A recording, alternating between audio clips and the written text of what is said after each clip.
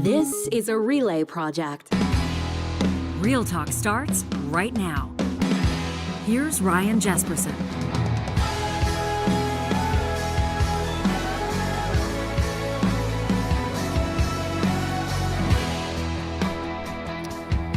Well, things are ramping up in the United States.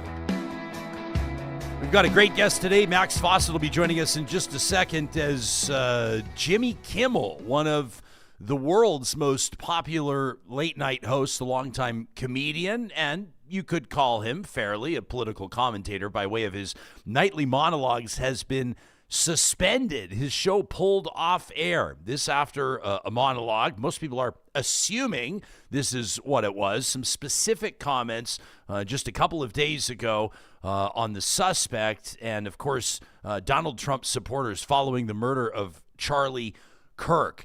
Now, here's the deal.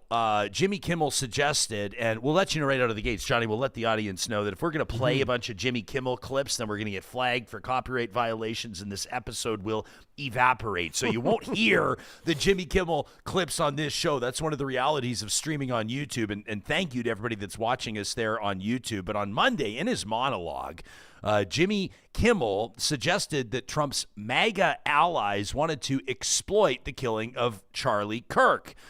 Okay, so he goes on and he basically says that the MAGA gang is desperately trying to characterize this kid who murdered Charlie Kirk as anything other than one of them and doing everything they can to score political points from it. Well, following that statement on his show, his well-subscribed show, his well-watched show, regardless of what the President of the United States said, the parent company, ABC, has announced that the show has been suspended, not canceled, but suspended. Now, the head of the U.S. media regulator, the FCC, the Federal Communications Commission, a Trump-appointed position, by the way, Brendan Carr has said that Kimmel made a, quote, concerted effort to try to lie to the American people. And he's doubled down from there. Now, this has drawn reactions, obviously, from media commentators, from political commentators, from politicians themselves, and from members of the general public, and we're going to get to all of those. We have a great email from a real talker. She sent it in at 4:59 a.m., a few hours before this show is streaming live. She's serious, John, about this. She wants to have her voice heard. She wants her perspective heard. You got to get up pretty early in the morning. Yeah, well, I was trying to figure out. I was wondering, like, did she write this email in her before she was dreams? going to bed? Did she write it because she couldn't sleep? We want you dreaming about Real Talk, dreaming about it. I like that. Did she wake up early, perhaps because she couldn't sleep? Maybe you ever have like a really great idea or a hot take in your dream, and as soon as you wake up, you sit up and you have to start putting pen to paper, or you have to start typing it out so you don't forget it. I have it in my dream, and then I go to write, but I've got no hands. That's right. Those dreams can be quite troubling, can't they? I guess we're having some fun with this, but obviously there's nothing fun about the fact that American news and political commentary is clearly being influenced and stifled by political forces. That's obvious. We're going to get to what real talkers have to say today in the live chat. And, of course, I want to get to this email as well. You can always send us one to talk@ryanjesperson.com. And we'll touch on other news stories of the day, but it was perfect timing to have the lead columnist at Canada's National Observer locked and loaded on this episode. And joining us in our feature interview presented by Mercedes-Benz Edmonton West, we welcome back Max Fawcett. Max, welcome back to the show. What was your very first thought when you heard that the Kimmel show was suspended? Befuddlement, obviously. I can barely even get my words here.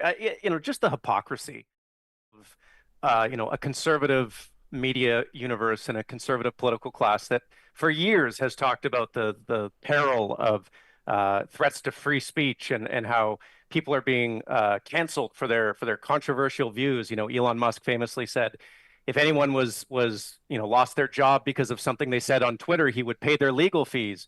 And now, in the wake of this horrific murder, this horrific situation in the United States, they are engaging in the most blatant example of cancel culture and free speech violation that I think I've ever seen in my life. It may not even be that close. And so, hypocrisy is kind of the coin of the political realm, but this takes it to another level. And I really don't ever want to hear from conservatives about their love of free speech, their abhorrence of cancel culture. If they're not willing to stand up for Jimmy Kimmel, they're not willing to stand up for a bunch of other people who have lost their jobs or whatever over things they said, over exercising their First Amendment right to free speech. And ironically, Charlie Kirk was a huge proponent of free speech. He was a huge proponent of saying unpopular things and being able to and being allowed to. And they're kind of trampling on his legacy and his values in their attempt to do something about his horrific murder. I wish they would take a beat and think about the consequences of what they're doing and saying right now. All right, we're going to jump around, Max, and hear what some pretty prominent American commentators are saying about this, but I think there's value, and I think that it's quite striking. I think that everybody should hear this comment from the FCC chair, Brendan Carr, again, a Trump appointee. This is what he said about this remarkable situation on a podcast literally just hours ago. There's actions that we can take on licensed broadcasters, and frankly, I think that it's really sort of past time that a lot of these licensed broadcasters themselves push back on Comcast and Disney and say, listen, we are going to preempt. We are not going to run Kimmel anymore until you straighten this out, because we licensed broadcaster, are running the possibility of fines or license revocations from the FCC if we continue to run content that ends up being a pattern of news distortion. So I think, again, Disney needs to see some change here, but the individual licensed stations that are taking their content, it's time for them to step up and say, this, garbage, to the extent that that's what comes down the pipe in the future, isn't something that we think serves the needs of our local communities. But this sort of status quo is obviously not acceptable where we are. Okay, so that's FCC Chair Brendan Carr appearing on The Benny Show. Obviously, comments. We should mention Stephen Colbert as well, who met a similar fate just a short time ago. Another popular late-night comedian / political commentator, for sure. We know that a ton of Americans, people around the world, are getting a lot of their news from late-night monologues and online comedians. But this comment, I think, intended to send a chill, not just to the big networks, but to individual stations, talking about fines, talking about having licenses pulled. Let's paint a picture, for comparison purposes. How big is this? How big of a deal is this? People in our live chat right now are talking about, threatening the First Amendment. This has been a bedrock of American discourse. This is literally when Americans talk about their freedom of speech, their freedom of expression, when Americans talk about their First Amendment, Mark in our live chat saying the next thing they'll come for is the Second Amendment. But Max, this really is, though we're chuckling, Johnny and I, in our opening remarks, no laughing matter. This is a huge deal. Yeah, it's not funny at all in a lot of respects. I think they will skip over the Second Amendment. I think they'll keep that one, but they might come for other ones for sure. I would ask people who are okay with this to imagine how they would react if it was the Obama administration and they were cracking down on Fox News or any number of right-wing media organizations for saying things that are untrue. It's interesting. The FCC chair said that the Kimmel decision was motivated by the fact that he had shown what did he say, intent to deceive or intent to lie. I would encourage him to watch even 5 minutes of Fox News. It is almost nothing but that. So I wish these folks would think through two things. One, how this offends the principles that they have always claimed to espouse. But two, what the consequences are if the American people ever elect a Democratic president again. Because what's good for the goose has to be good for the gander. And if ABC and Disney are getting bullied into taking Jimmy Kimmel off the air for something he said, imagine what that will mean for Fox News down the road. This is not a tenable way to run a government. This is not a tenable way to approach the matter of free speech. And I really wish those who have long described themselves as so-called free speech absolutists would behave like it for a change, because it's starting to seem like the only speech they really care about is their own. We'll get to what the President of the United States has to say about this, tweeting celebratory messages, ostensibly from the UK, where he's, of course, sat down for quite a dinner, quite a production with King Charles and the crew just a short time ago. But I thought it was particularly interesting what David Frum offered up on CNN just the other day. Obviously, the son of legendary Canadian journalist Barbara Frum, and of course, Republican President George W. Bush's former speechwriter. Here's David Frum. There's only one thing that matters. There's only one thing that matters. We had a threat of retaliation by a government official for someone not pronouncing government-commanded speech. There was an order from the state about what people must say. Jimmy Kimmel did not say that, and his corporation was threatened with consequences by a government official. This is not cancel culture because it's not culture. It's state repression. It's an order from the government. Here's the script you must read. If you do not read it, you will be taken off the air. Jimmy Kimmel didn't read it. He was taken off the air. This cannot be, because he's a comedian, there'll be people who say maybe we shouldn't take this as seriously. But here's the comparison I would suggest. When Paul Pelosi was brutally attacked, many, unfortunately, including the son of the former President Trump, made light of it. A terrible thing, heartbreaking, a terrible attack on an 82-year-old man. Imagine if the Biden administration had given a script and said, this is what everybody must say about Paul Pelosi. And if you don't say it, we will bring pressure to bear on your parent corporation to fire you. Greg Gutfeld at Fox, you're not sad enough about Paul Pelosi. You're not saying what we command to be said about Paul Pelosi. Therefore, unless Fox fires you, we are going to bring regulatory havoc to bear on the parent corporation.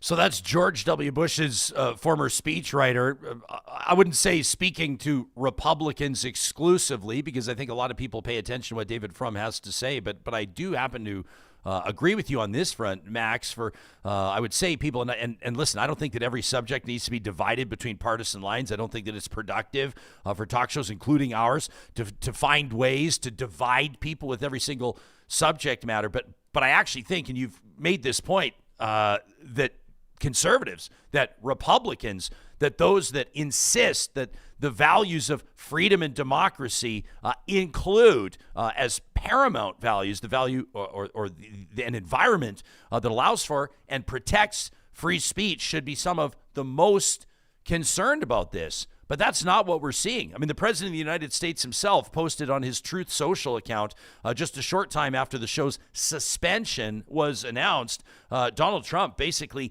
gleefully putting it out there in front of the American people and everybody who follows him. Great news for America. The ratings challenged Jimmy Kimmel show is canceled. Congratulations to ABC for finally having the courage to do what had to be done.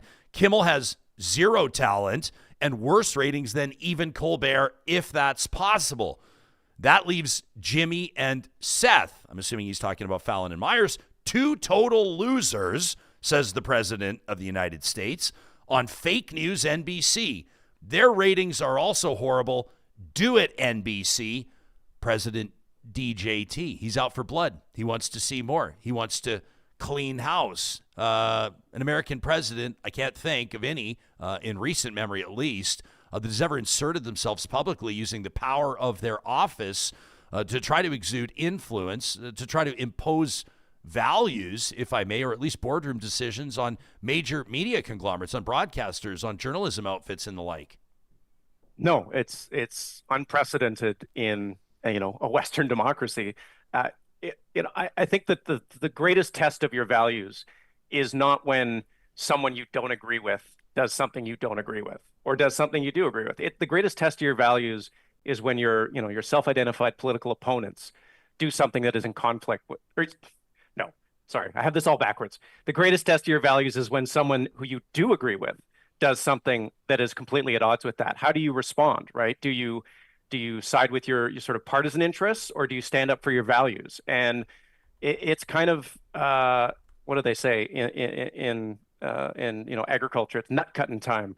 This is the time to find out how these folks who have long talked about free speech, have long talked about the importance of the First Amendment, actually feel about it. Is it more important than winning, than their side winning the day? Is it more important than being loyal to your partisan interests? I think we're seeing a lot of people who don't actually have the values that they espoused. As for Jimmy Kimmel, maybe Jimmy Fallon, Stephen Colbert, the interesting thing is they're in a moment where they don't need these networks.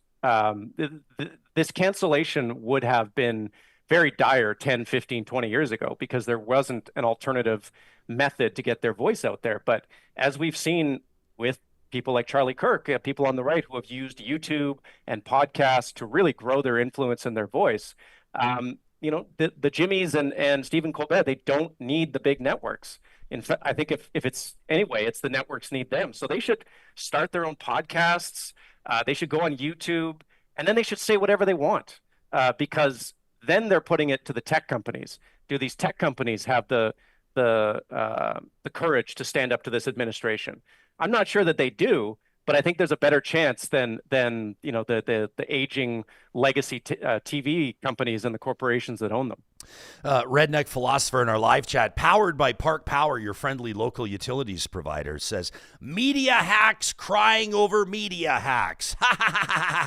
Which is great. I wonder how Redneck Philosopher would have felt. You remember back when there was the controversy in our home province of Alberta, Max, and some independent conservative political commentators were looking to get accredited to report at the Alberta legislature. They wanted press access to the Alberta legislature, and they were locking horns with the Notley government, with the NDP government, who took the position. They didn't believe that these were valid outfits of journalism, and they were standing in the way. I suspect that Redneck Philosopher may have been a little bit pissed off, or maybe more than a little bit pissed off, when government was deciding which media outfits would have access to or would be privy to the halls of power and to a government bastion like the Alberta legislature. Tony says the people that support what happened with Jimmy Kimmel just have no clue on how this slow-moving coup is going. Jay says, Stephen Miller on Fox News stating the administration will go after far-left groups and freeze or take away their bank accounts. Jay wonders, do convoy supporters think that this is okay? Perhaps noteworthy and relevant in this conversation, the Trump administration, the president has also confirmed that Antifa will be now classified as a dangerous terrorist group. Things are heating up here. Lorraine says it's funny how Charlie's hate talk, talking about Charlie Kirk, we'll get there in a second, is free speech. But the same people right now are celebrating comedians being silenced. You want to talk about American influence, Johnny? Let's put up that post from Rolling Stone. This one was striking. Rolling Stone posting in the hours leading up to the decision to pull Jimmy Kimmel. Two sources familiar with the matter say that senior executives at ABC, its owner Disney, and affiliates convened emergency meetings to figure out how to minimize the damage. Multiple executives felt that Kimmel had not actually said anything over the line, the two sources say, but the threat of Trump administration retaliation loomed. Dubious says this government isn't governing like it's ever going to leave office. I mean, they're screwing up, and now, says Dubious, the Nazis have power over the world's most powerful military. He says, I'll say it again every step. I know people throw the word Nazis around a lot, but I would say that comparisons to China, to Russia, to North Korea, perhaps, actually fit, are actually not hyperbole in this circumstance. As a matter of fact, I don't know how anyone would take issue with the parallel there. That's exactly what's happening right now. It's unapproved content. It's mocking the president of the United States. He certainly doesn't like it, and he's exercising every power that he has to silence his loudest critics without apparently any concern about the optics of it all. Politicians going after media outlets and having shows pulled with threats of big multi-billion-dollar deals collapsing, if that doesn't exactly manifest itself, I think should sound the alarm across the political spectrum. It should. Let me try to restate what I tripped over on my own tongue earlier. If your principles depend on who's in power and who's doing the thing in question, you don't have principles. And we're seeing that with a lot of folks right now, that their principles really just depend on who's in power and what they're doing, and they'll shape their principles accordingly. This is regime stuff. This is the stuff you would see in China or in Russia. I think progressives maybe had thought or counted a little too much on corporations standing up for free speech rights, for any number of rights. And we're seeing that, almost every corporation in America right now is surrendering in advance to this administration. You saw the CEO of Apple go into the White House and just deliver this pitifully obsequious performance where he thanked the president like 5 or 6 times. And I guess he gave him a gold coin or something like that. It's just it's embarrassing the way corporate America is falling over itself not to run afoul of this guy, not realizing that there's nothing you can really do to appease him. You can appease him in the moment, but he's not going to remember that the next time he decides that you're on the other side of the barrel. So I think we all, those of us who care about having our freedoms respected and maintained and want to see America continue being a liberal democracy, and obviously that's mostly on the Americans, they need to gather themselves and gather their strength in the places where they are not relying on large corporations to do their work, because they're not going to do it for them. Senator Adam Schiff, by the way, who's been a longtime political foe of Donald Trump, there's no secret on that, is reintroducing what he's calling landmark pro-democracy legislation. It's called the Protecting Our Democracy Act. It's a reform essentially to limit the president's power. He went on record saying necessity is even greater now. Senator Schiff tweeting, Kimmel, Colbert, lawsuits against the New York Times, the Wall Street Journal, and 60 Minutes, extorting settlements from CBS, ABC, and others, blocking the AP's access to the White House. This administration is responsible for the most blatant attacks on the free press in American history. He wonders what will be left of the First Amendment when he's done. What about this one from Harry Sisson, political commentator, says, we are witnessing the most brazen attack on free speech in modern American history. Elon, Trump, and MAGA said that they were free speech warriors. Goes on to say it's the exact opposite. In our live chat, Idris says, there's no ideology greater than winning for these folks. Don't make the mistake of thinking these values aren't completely fluid to winning. Says there's no hand-wringing needed. Here's an interesting one, Max. Tyler in our live chat says, I just think we're in this holding pattern. Says, we know where the culture is going to change, and then the culture will change again when Trump gets out. He says it sucks in the meantime while we wait, but all this stuff will be back to normal when he's gone. Do you think that there could be, you're shaking your head, could there be irreparable or irreversible damage? Could this sear itself into the United States culture, political and otherwise, in a way that can't be healed? I think so. I understand the instinct to kind of anchor yourself in normalcy and to think that the bias towards things being the way they were will kind of overwhelm whatever's happening right now. But the speed at which the Trump administration is blowing through guardrails, the courts are basically now in his pocket. The media is effectively completely in his pocket. Free speech rights are in retreat. He controls, through Elon Musk, the largest social media platform in the world, one that just exists to amplify his message and his administration's message. This is moving very quickly towards a place where they won't be out of power. I understand the impulse to think that the Democrats will do well in the midterms. There'll be an election in 2028, and a Democrat will win and will be able to undo the damage. But I'm not convinced that they are going to contest those elections in ways that are open and fair. I think they are sort of building the case already through the fallout from Charlie Kirk's murder to kind of have a predicate where they can crack down on certain democratic freedoms. Free speech is one of them, but there are others. And I think that does permanent damage to the United States, to the great experiment that it represents. I don't know how Democrats will react. Let's say for the sake of argument that they do win the midterms in 2026 and then they win the presidential in 2028. Do they use the massively expanded executive powers that Trump has created for himself to do their own things, to basically give back what they've gotten over the last 4 years? And then it's this sort of cycle of tit for tat, more executive power one way and then more executive power the other way. I think that is a possibility. The way out of this is for the United States to reaffirm its institutional history, its institutional grounding, which is that Congress and the courts are co-equal branches of government, not co-opted and subordinate levels of government. And right now, the courts and Congress are basically riding shotgun with the executive. That's not how the system is meant to work. And at some level, the Republicans have to be the ones who stand up and speak out against that. Emily in our live chat. What's up, Emily? Says, sounds familiar. Hey, Jespo. I got another note from Chad F., one of our regulars this morning, who said, is the Jimmy Kimmel story giving you PTSD?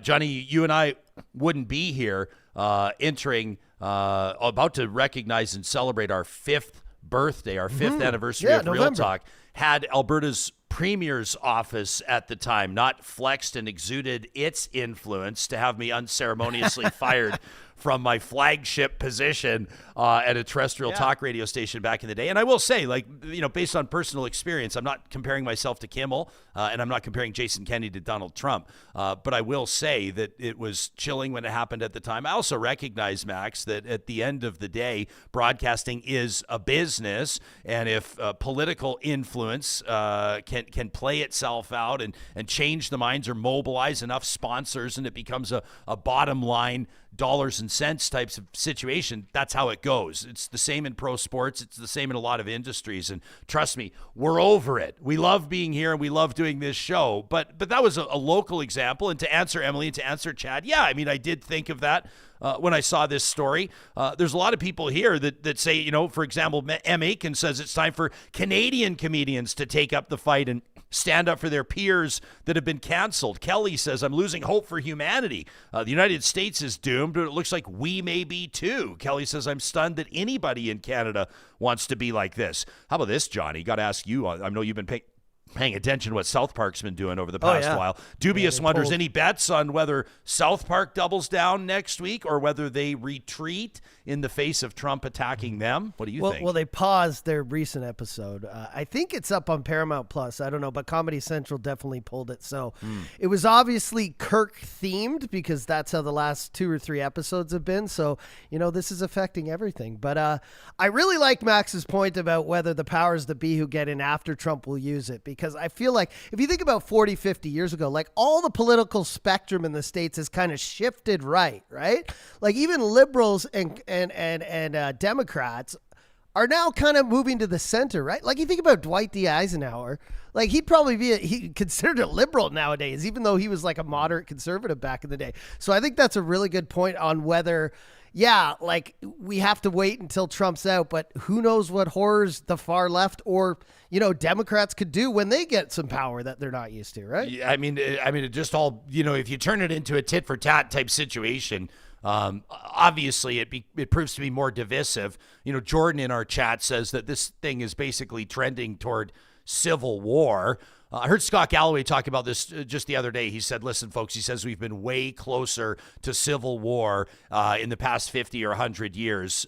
He doesn't seem to be too particularly concerned about that outcome, which would be the worst case scenario, obviously. But what about this? I don't know if you saw this from Brett Meislis. Brett is co-founder of The Midas Touch, which is a popular podcast for our audience reference. The Midas Touch is where we heard that was probably our biggest YouTube short of all time, the Charlie Angus short. Definitely was. Where Charlie Angus just teed off on Donald Trump and just went, the former NDP member of Parliament. That was on Midas Touch. Anyway, here's what the founder of Midas Touch has to say. For people who get mad when you call them fascists, they sure do a lot of fascist things. This on the heels of Kimmel's suspension. An ex-user by the name of Modern Symposium responded and said, like what? Cancel people? Says, I agree that is fascist. The right started doing it yesterday, though. The left has done it for 10 years. So we agree the left has been fascist up until now, and now it's switched? To which Meislis replies, so are you saying you became a fascist yesterday? By your own admission, it seems so. Did you not even learn about McCarthyism? Have you ever heard of the Dixie Chicks or Colin Kaepernick? Did you see what the right did to Bud Light simply because they had a trans influencer do one post promoting them? Ever heard of whack? Do you follow Libs of TikTok, an account dedicated to getting people canceled? Maybe, I don't know, open a book?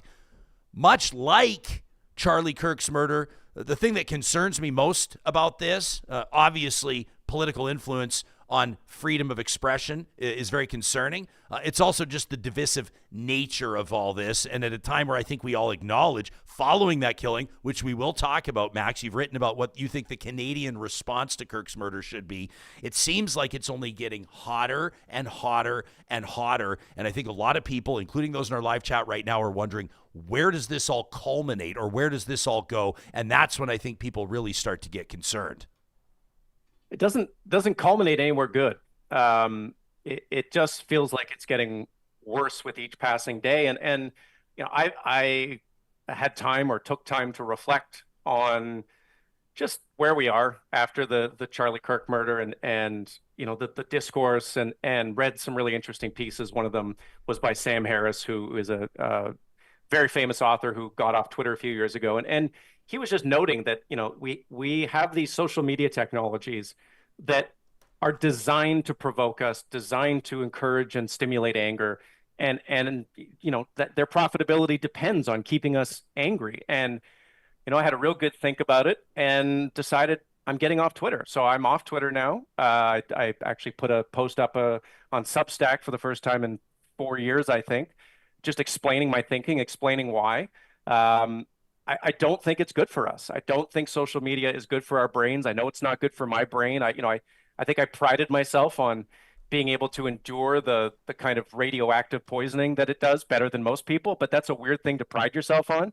And it still does all sorts of damage. So I think we can all make choices in our own lives that expose us to these anger machines and the kind of outrage entrepreneurs that are on it, as little as possible. I think that is the way forward, is each of us trying to sort of cut the connection to this ecosystem that thrives on making us want to hurt each other, and in some cases kill each other. Interesting comment here from Idris, who says there is no political spectrum. There's a spectrum of people based on solid to fluid values. The entire American political landscape changed after Obama. Says Idris. I want to get to this email from Jillian. Check this out, Max. This is submission, as mentioned, at 4:59 a.m.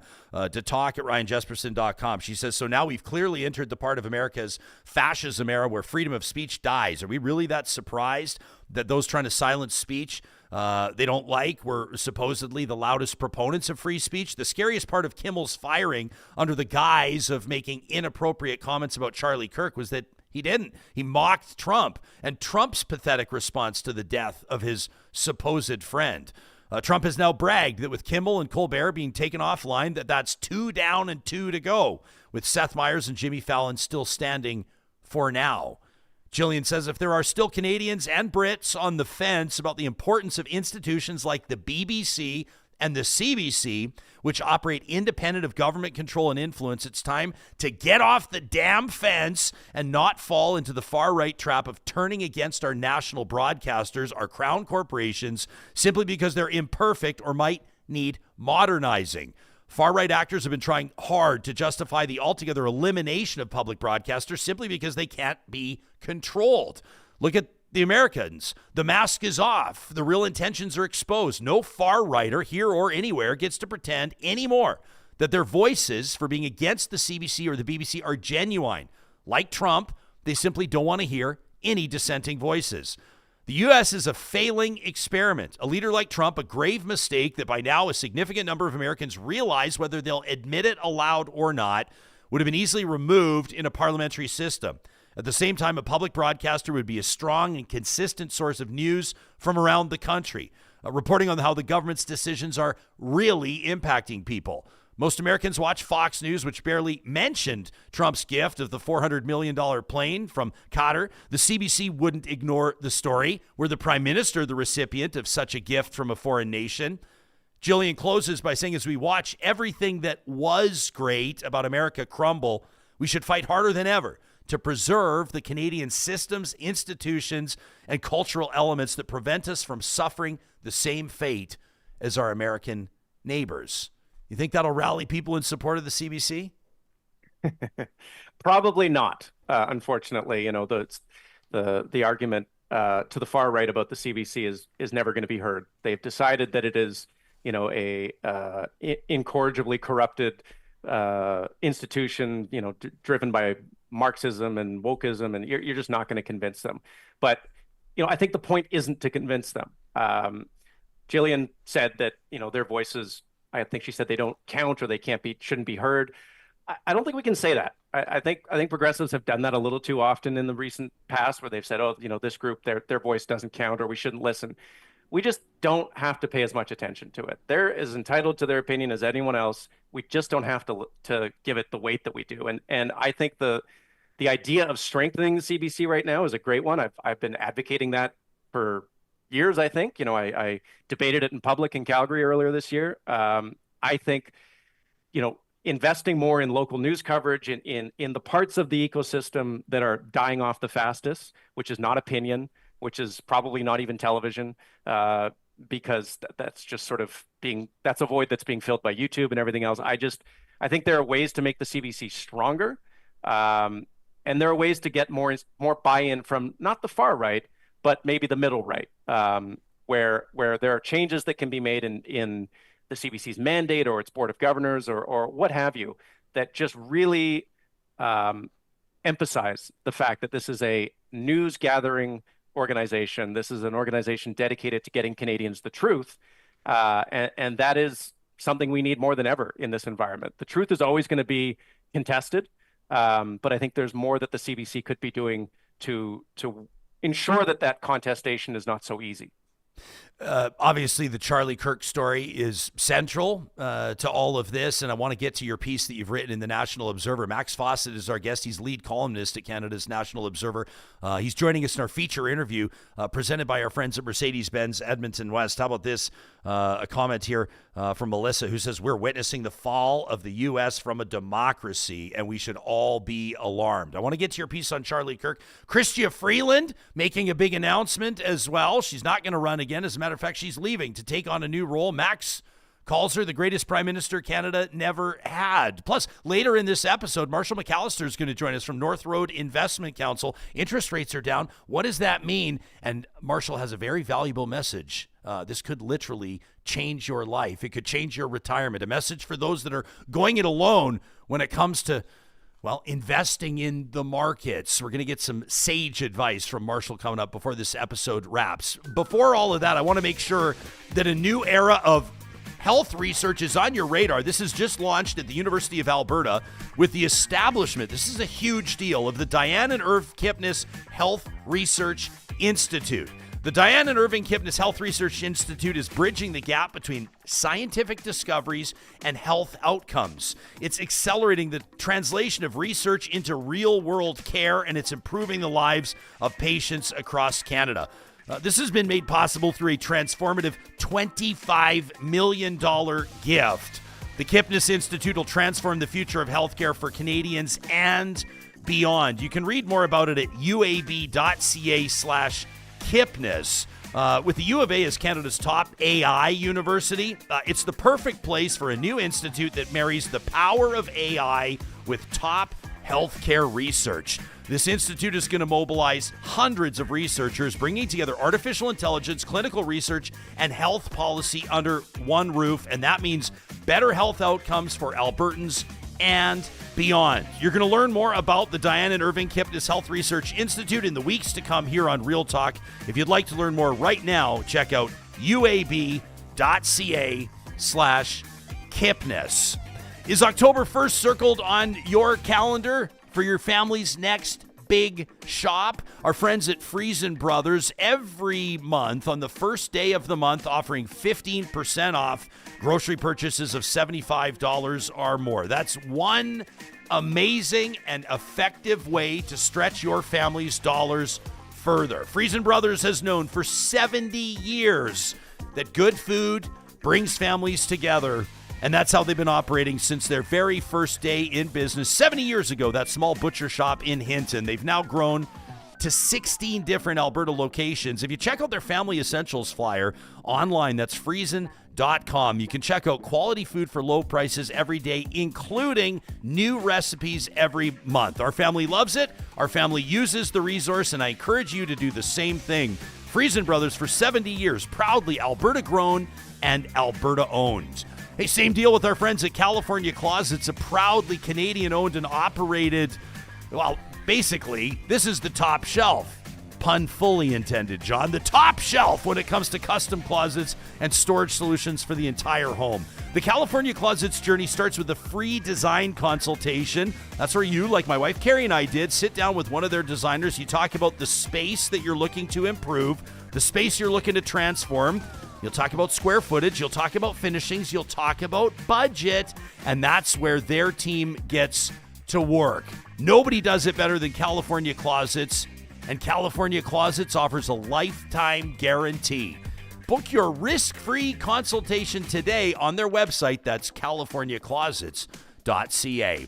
And it's not too late to get solar up on your roof before the snow flies. The team at Kubi Renewable Energy celebrating their busiest year in their 10th year of business. A big shout out to the team at Kubi. You know, it's never been more accessible, solar that is, with the Canada Greener Homes Loan and other grants available depending on where you live. A lot of times these solar installations are paying for themselves within 5 to 10 years. And if you've got 10 years to pay off that Greener Homes Loan, well, how is that not an absolute win for Kubi customers? You can get a free solar quote today. Pick the team's brain. You can even ask them to handle all the paperwork for you when it comes to those grants. That's what they do. It's solar simplified and people powered at kubi.ca.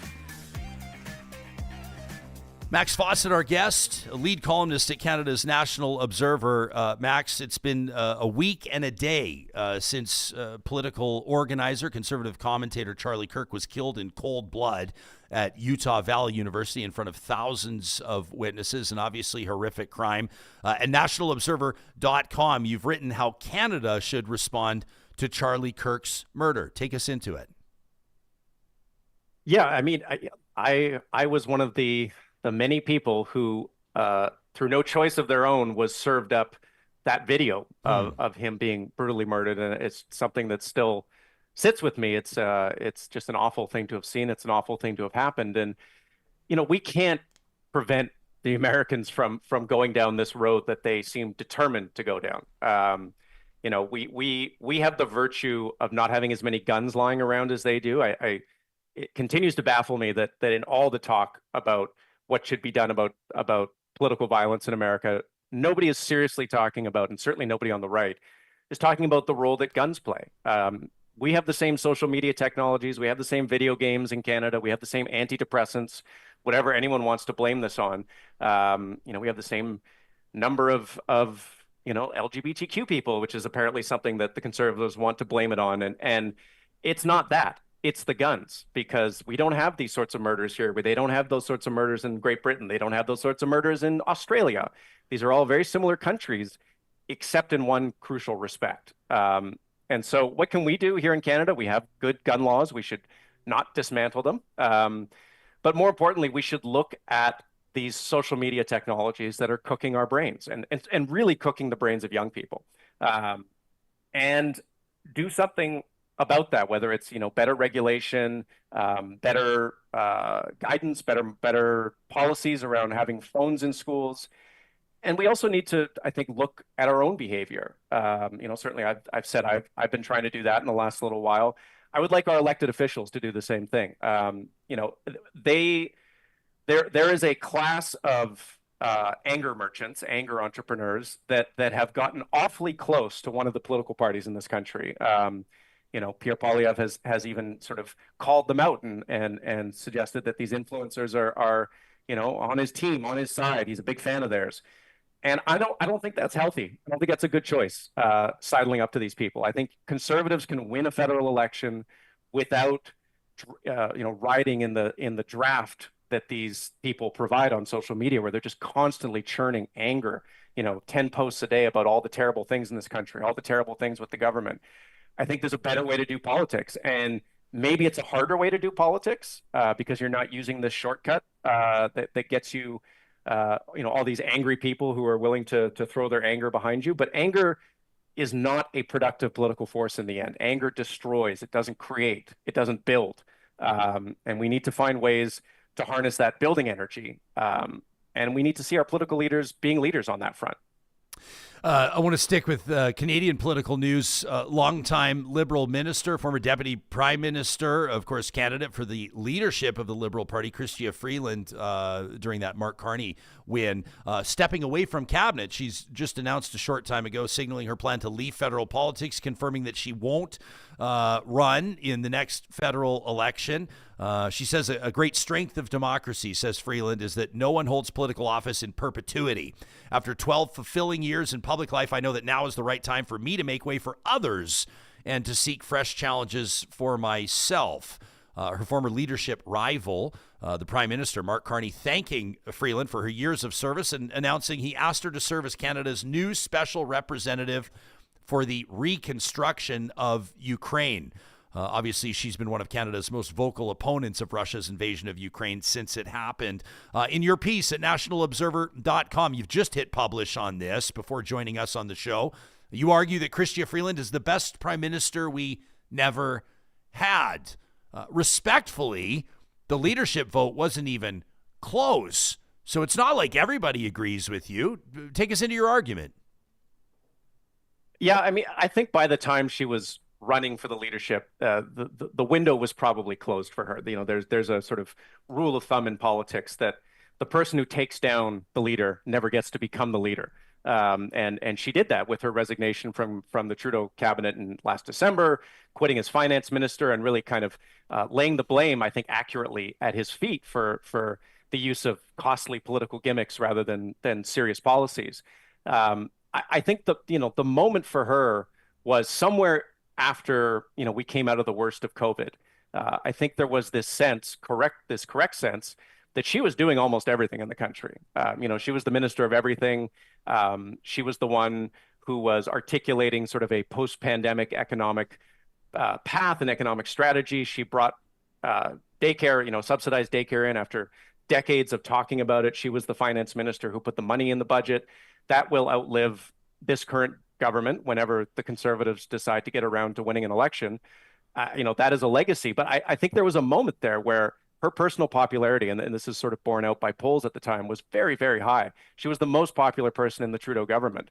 And if Trudeau had gracefully handed her the baton rather than clinging to it like it was his precious, I think there is a very real chance that she could have been the one that defeated Pierre Poilievre. There's a good to fair chance that Pierre Poilievre would have beaten her because she was too closely associated with the Trudeau government and some of its policies. Max, but I feel like Poilievre would have beat her. I do. I mean, for what it's worth, which is really nothing. I feel like it would have been completely different. And I'm not suggesting she hasn't had an incredible career. I'm not suggesting her CV is not totally impressive.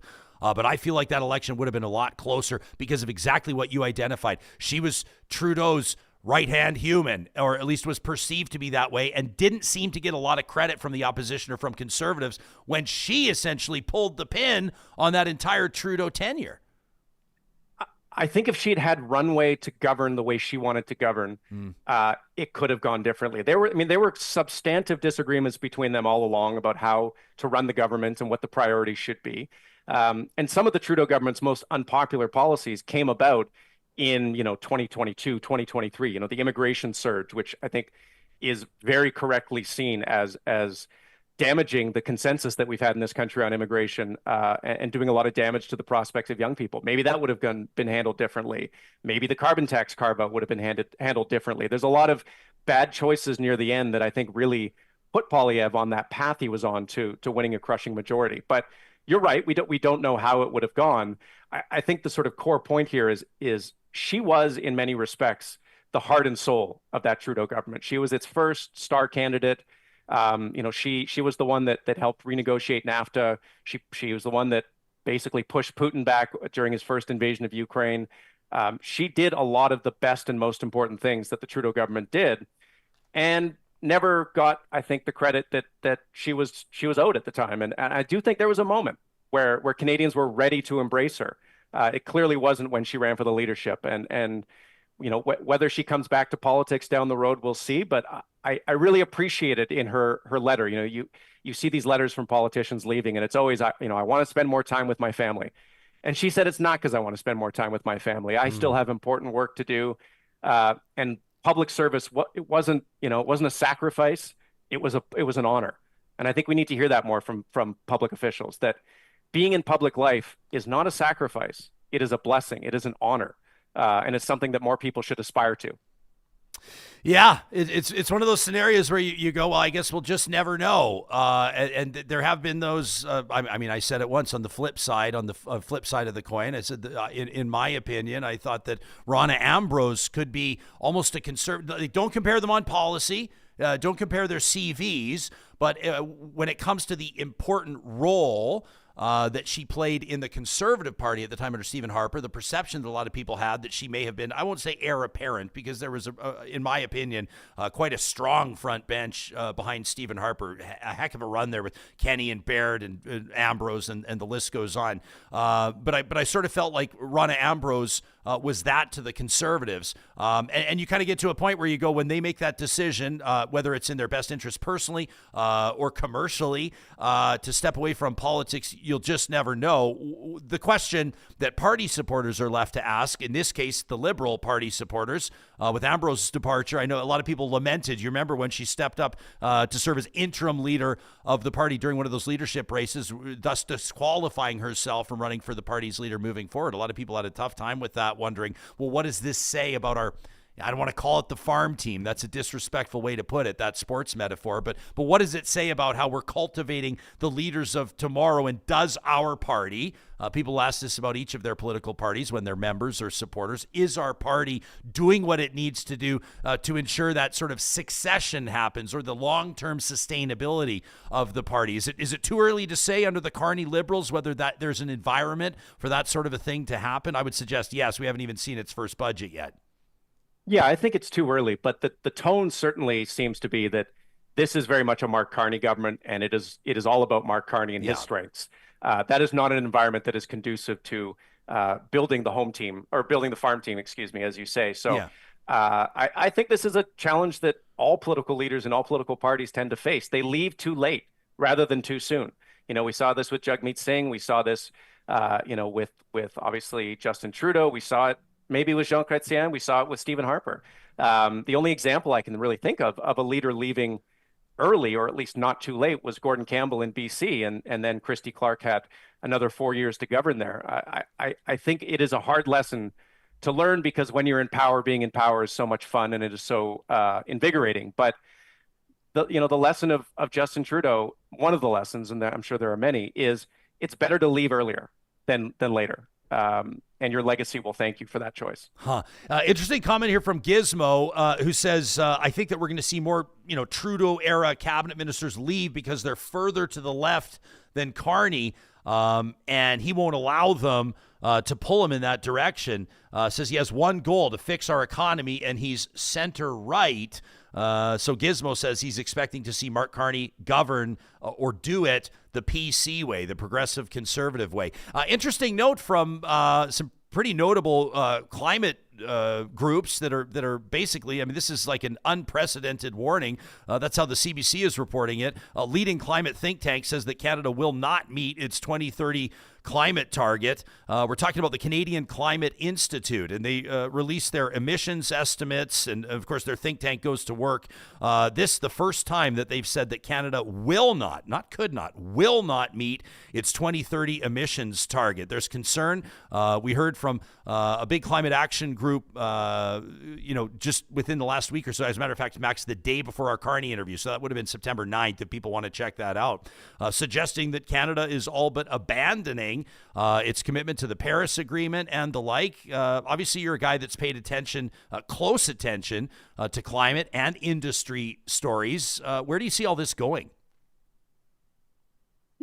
It to me feels like a strategic retreat by the Carney team, and I think that's smart. I understand the frustration that people in the climate community have about the tone shift, about the abandonment of certain policies, and the talk of maybe abandoning other ones. But we are in such a different environment than we were a year ago, where you had the Biden administration, you had the Inflation Reduction Act, you had all of these institutional supports for climate policy, and they're all gone. And we cannot afford to be, it's sort of the inverse of the conservative argument about how, well, we're only 2.5% of emissions, so why does it matter?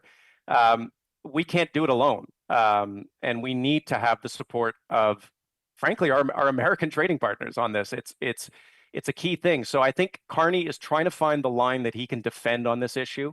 My understanding is that it's going to be industrial carbon pricing, and the Alberta government is already setting itself up for a fight there. I think that's a good place. Our ability to trade into markets like Europe is going to be informed by the carbon intensity of our exports.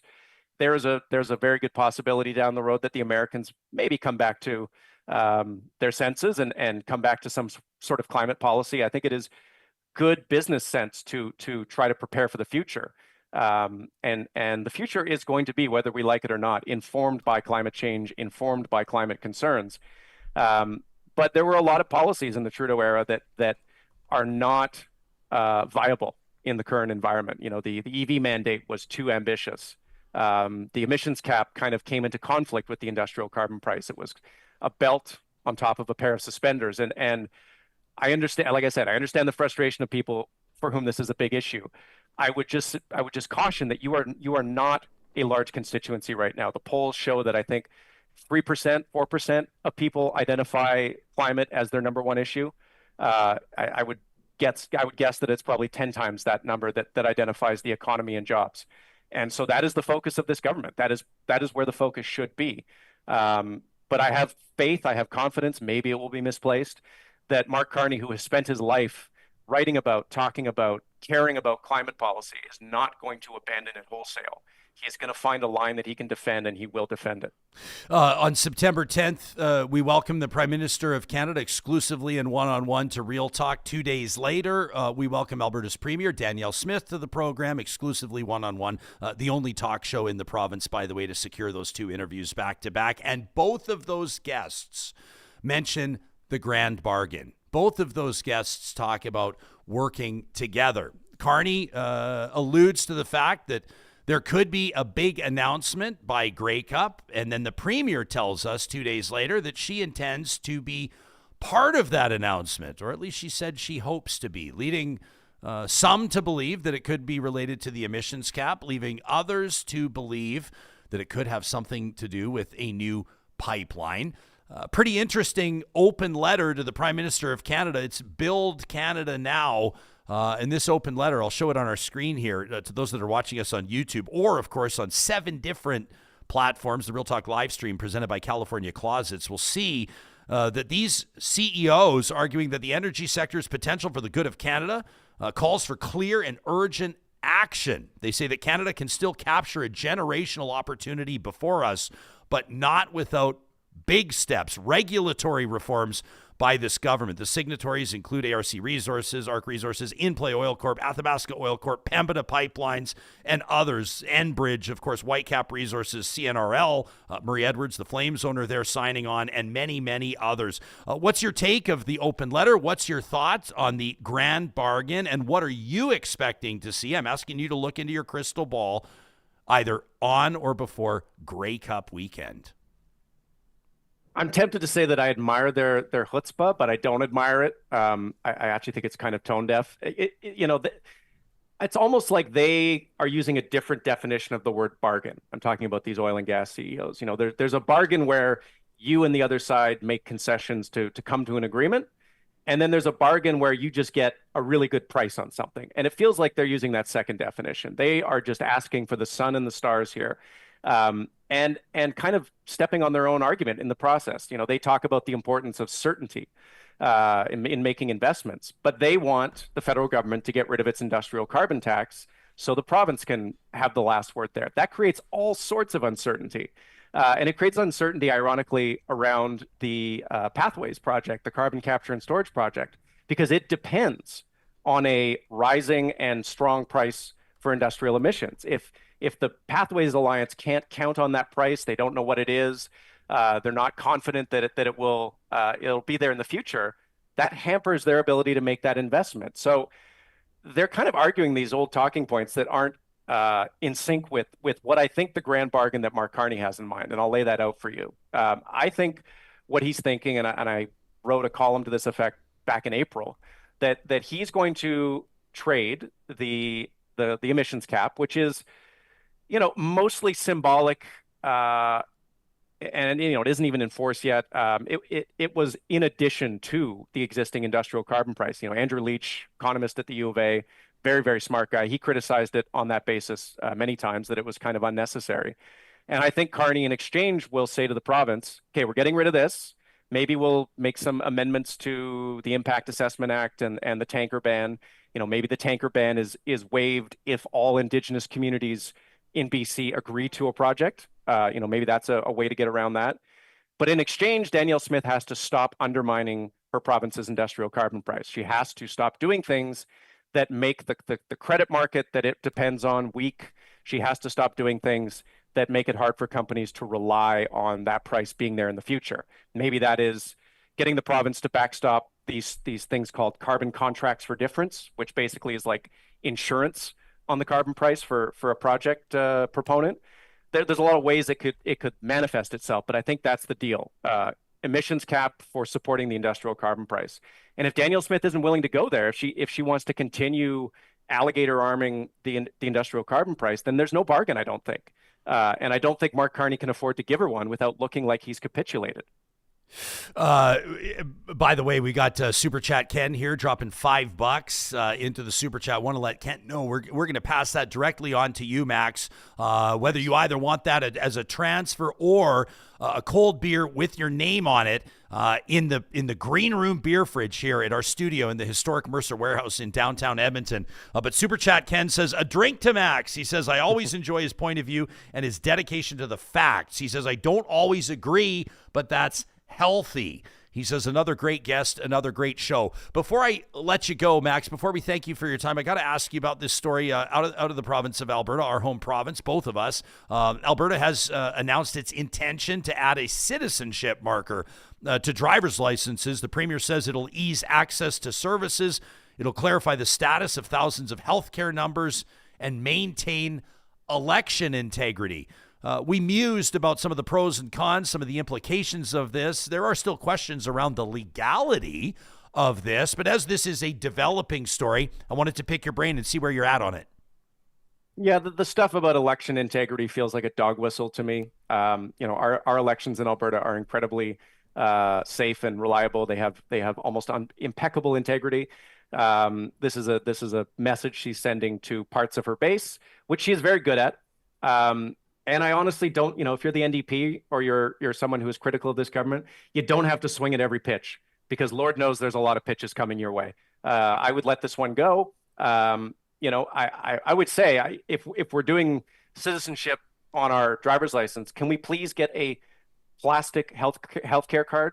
Like we've been waiting for a proper non-paper healthcare card in this province for, it seems like 5,000 years. So it would be nice if we could finally get one of those prioritized to the top of the list. But this is a sort of culture war issue that keeps some people in her base happy, and I'm sure there are some downsides. I just don't think they're worth making a fuss over when there are issues that are so much more important right now in this province and to its future. Yeah, including tens of thousands of teachers getting set to go on strike. October 6th, I think, is the date that most people are looking to.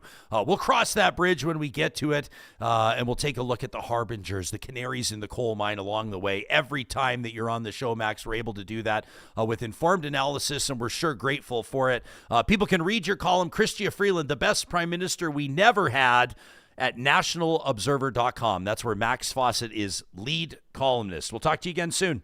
All right, looking forward to it. And please, if for the beer, make it an IPA. You know what, Max? I'm going to be honest with you. If you're into IPAs, there's what, John? 5 or 10 of them in our beer fridge that haven't been touched for about a year. So you're safe. You're good. Excellent. Yeah, you got it. There were all kinds of IPAs. We had I got no idea. Don't touch the stuff. Yeah, there's one in there called a juicy IPA. Yeah. I don't even know what the hell that is. Yeah. And I'm not like, against IPAs. I'm just a straight, I'm a Coors Light, Bud Light, Coors Banquet. Give it to me cold, light, and in a can. I'm easy. Okay. But I do like IPAs. You're not exaggerating. I'll let people know he's so easy on his beer choices. So easy. Like I know what to get you every single time. It's your jam. Yeah. When people are like, oh, don't you want something different? I'm like, well, sometimes I have a a Miller High Life. They're like, that's the same thing. It's a light. They may all just be brewed at the same location and thrown into different bottles. I think that's what it is, right? Like I had an IPA, I don't know, like a month ago, and I was like, ooh, this is gonna. I used the word spicy, but that wasn't the right word. But it's just, I don't like a lot of flavors and things and layers. I just like the straight goods. Yeah, I like it. Let us know what you think, Real Talkers, including maybe your beer of choice, what you think we should... You know what we could do is we could have like a real... We have pretty good variety here in the studio, but I would say like those of you that are kicking into the Super Chat to buy our guests a cold one, most especially those that are joining us here in our Mercer Warehouse studio, if we had enough of a lineup, you could even specify... if you wanted to buy them, like sometimes I know back in the day, I'd have buddies that would go buy, they'd want to go buy shots for the table, but then they'd go buy like Prairie Fires. Did you ever have those? The tequila with the Tabasco sauce in them? Mm-hmm. You're like, if I'm buying, I get to choose what you're having. We might be able to have something like that going on. In all seriousness, on the actual important subject matter, don't forget, Real Talkers, you can always send us an email straight to our inbox. Before we get to Marshall McAlister, we're going to talk about interest rates, and we're going to talk about, I think it's really important to hear this, we're going to be talking about index funds. Those of you that are maybe trying to direct your own investments, direct your own retirement plan, your own security, your financial security. Marshall, I don't know if he wants to call it a warning, but I think this guy's been bang on time and time and again. We're going to get to that. But while your brain is still working on what you heard from Max, don't forget our email inbox is always open to talk@ryanjesperson.com. Edmonton is here because the river is here. So we care for it, protect it, share it. The water of the North Saskatchewan sustains all of us. It's a big job to treat and deliver it, river to tap, to over 1 million people, so you can have and enjoy a glass of the Sask. On tap, made local by Epcor. We're jumping into our Real Talk live chat throughout this show, and that chat does not function without the support of our friends at Park Power. We tell you how they are our friendly local utilities provider across the province of Alberta, and you can check them out online and view their plans at parkpower.ca. One of the things that we absolutely love about Park Power is their commitment to nonprofits across the province of Alberta. As a matter of fact, when you bring your business, electricity, natural gas, and internet over to Park Power, not only are you saving money, you're putting more money in your pocket, but you also get to choose which nonprofit off a big long list you would like to benefit from the proceeds of your business. How cool is that? They share 10% of their profits with local Alberta charities, and you can support a charity of your choice just by signing up. If you go to parkpower.ca/realtalk, you'll find specific exclusive promo codes where you could knock up to $150 off your first bill when you bundle your services with Park Power at parkpower.ca.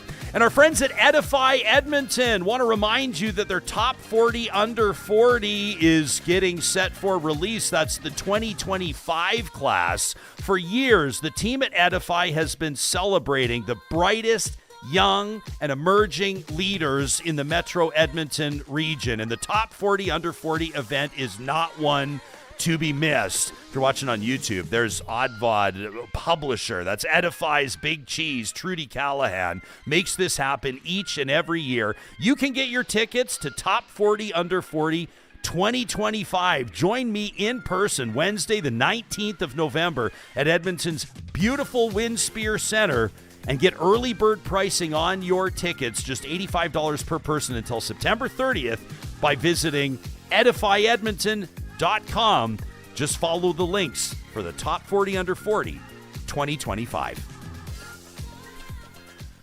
This is pretty big news for anybody that's paying attention to market confidence, for anybody that's on a variable rate mortgage, for anybody to whom interest rates matter, and that's probably a pretty significant majority of the Real Talk audience. In the United States, the Federal Reserve and the Bank of Canada here at home lowering benchmark interest rates by 1/4 point to 2.5%. That's the first cut since March after 3 consecutive holds. Bank of Canada Governor Tiff Macklem says there was, quote, clear consensus for the cut, given a weak economic outlook and relatively mild inflation. Anytime I'm looking for insight into markets, into investor confidence, I look to the principal at North Road Investment Counsel, a wonderful friend of the show, Marshall McAlister. It's nice to see your face again, Marsh. Welcome back to the show. Good morning, Jespo. How are you doing today? I'm doing great, thanks. Lots to talk about, lots of ground to cover, and I want to get into some index fund stuff with you based on a golf course conversation we had a while ago. But this news breaks as we've got you coming on the show, so I have to ask you about it. When you see a quarter-point rate cut on the cost of borrowing in your line of work, what does that tell you, or what does that signal? I think it would be helpful to back up the story just a little bit longer than a year. And if we look to June of 2024, bank rates were set at 5%. Okay, so yeah, a 0.25% drop is news today. But the big story, Ryan, is we went from a bank rate of 5% down to 2.5%. Okay, so a huge drop in the rate that drives lending and investment in our country. Why is this dropping? Well, central bankers are seeing signs that our economy is not as strong. Growth is shrinking. Inflation has not been a concern. So central bankers then can lower interest rates, all in an effort to tell consumers and business owners in this country, invest, please.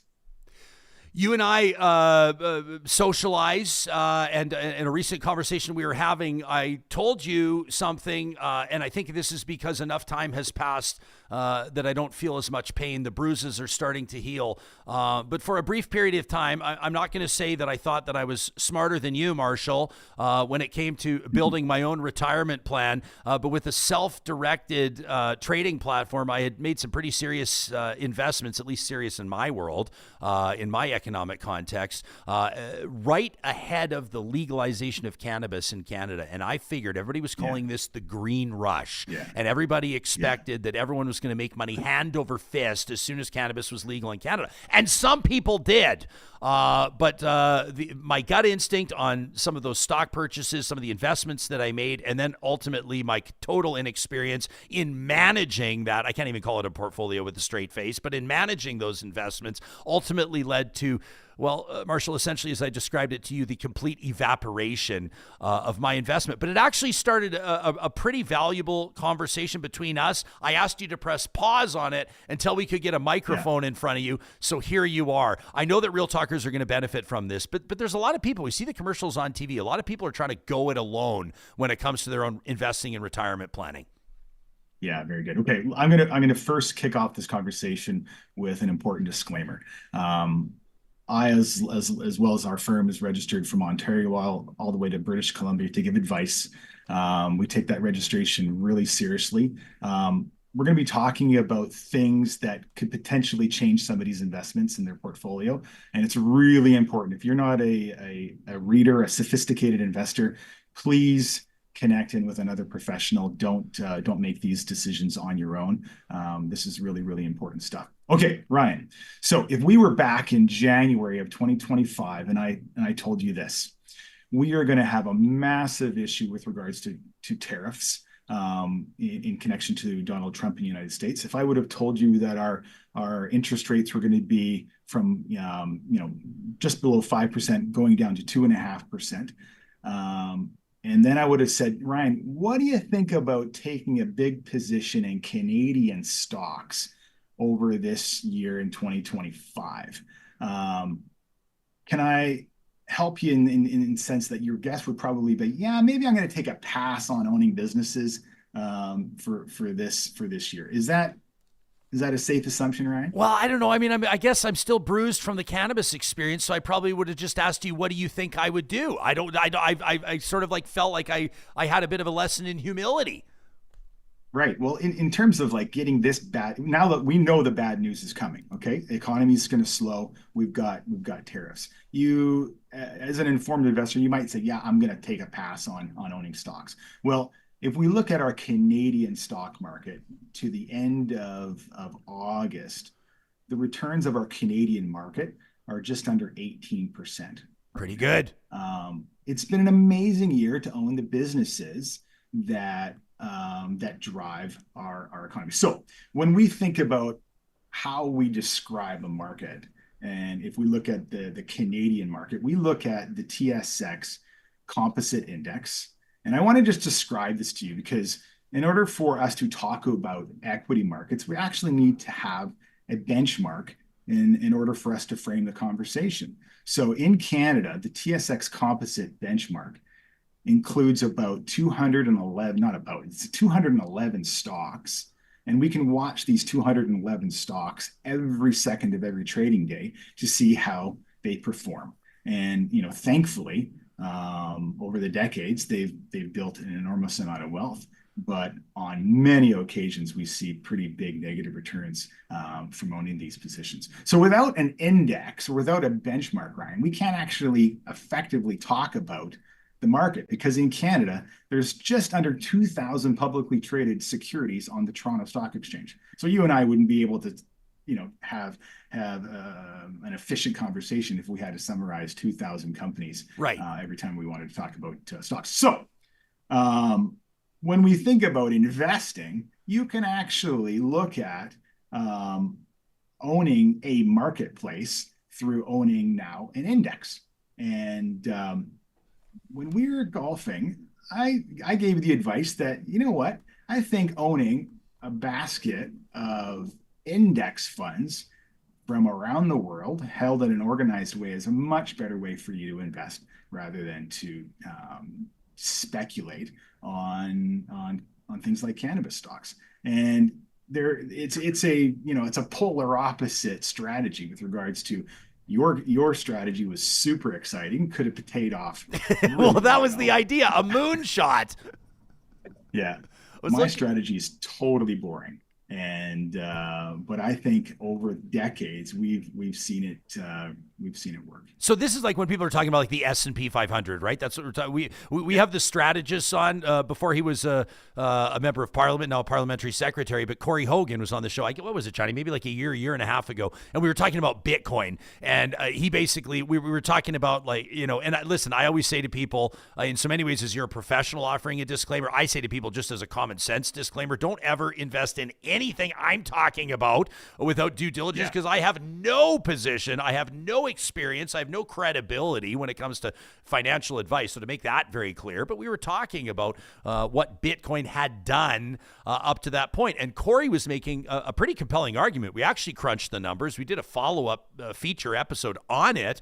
He said, if you stack up the S&P 500 and reinvest the dividends, he said it's actually performing pretty closely, not exactly, of course, but he said people might be surprised that the S&P 500 with reinvested dividends is actually performing pretty good as stacked up against Bitcoin. He sort of put that on our radar, and that was probably, to be honest with you, Marshall, it's a bit embarrassing for me to say, that was probably the first time that I'd even considered that. It just wasn't on my radar at all.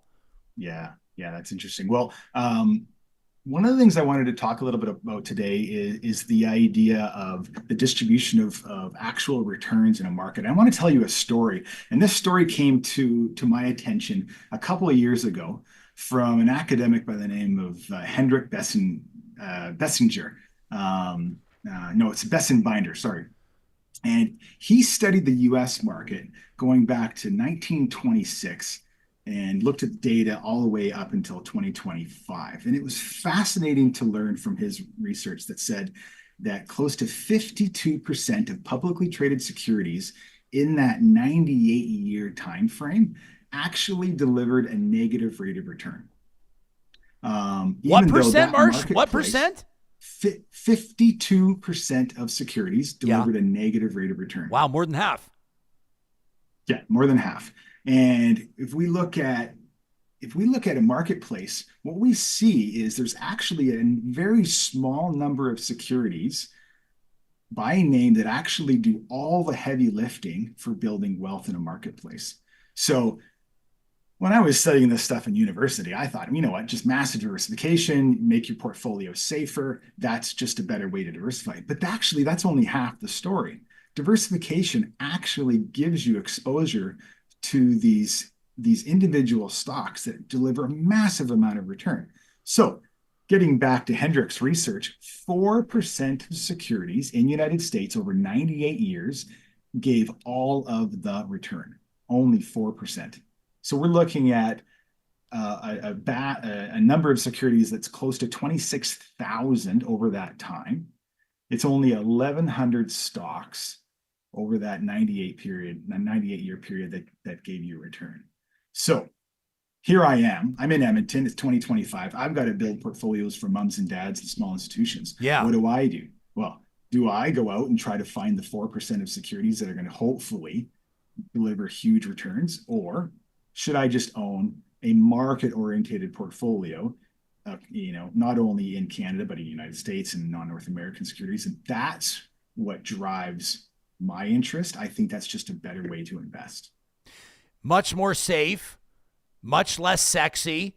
And I would imagine probably at the end of the day, the tail of the tape is that your approach, I would imagine, when it comes to people that are looking for, that sort of like sage advice, incredible retirement planning, or looking for like kind of the wealth management for their families and the generations to follow. Well, when you do pick one big winner, and when you have enough of those shares to really make it significant, it can be life-changing for that investor. But if it doesn't work, it's obviously a total disaster. This is what I was treating you like my therapist on the tee box when I was talking to you about this. And I'm sort of trying to laugh at it now because obviously what's done is done, and it was a valuable life lesson, I guess. But for the average person, I thought that talking about this here would be valuable in the sense that I think you can, people can, there's all this talk about kind of go it alone, do it yourself. And there's a lot of other industries. There's a lot of other areas in life where we would never do that. I don't know why surgery is coming to mind immediately.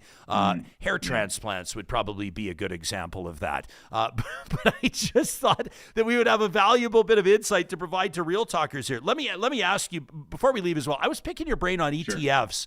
And I've heard it. We get emails into the show to talk at RyanJesperson.com on all kinds of things. And we've had a few in the past couple of months on ETFs in particular. And I wanted to make sure I had that written down the next time that you were on. Can you explain what that is for us briefly?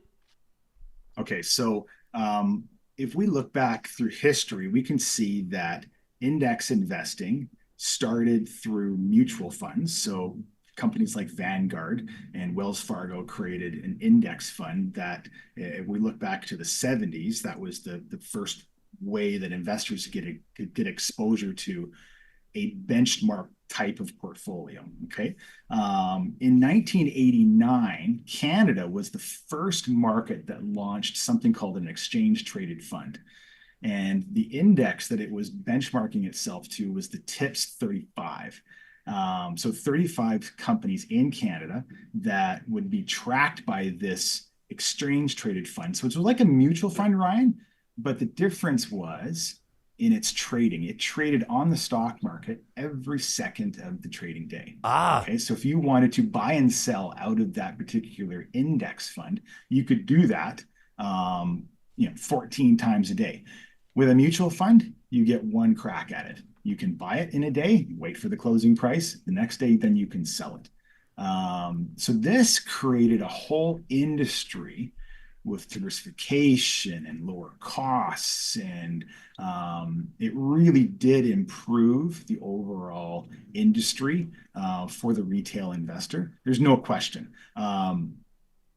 And I want to remind everybody, this is a Canadian first. 1989 is what launched the first ETF in the world. Wow. Something to be proud of as Canadians. I had no idea. Marsh, I knew that you would be able to deliver this in like sort of a really accessible fashion for people to understand it. I want you to know that it's something that I, quite frankly, wish we would have discussed approximately 10 years ago, but that's on me. That's on me. I thought that I was smarter than I was when it came to this, and I will never forget the valuable lesson that I learned. In the meantime, if people want to connect with you and your team at North Road Investment Counsel, we'll direct them to your website, northroadic.com.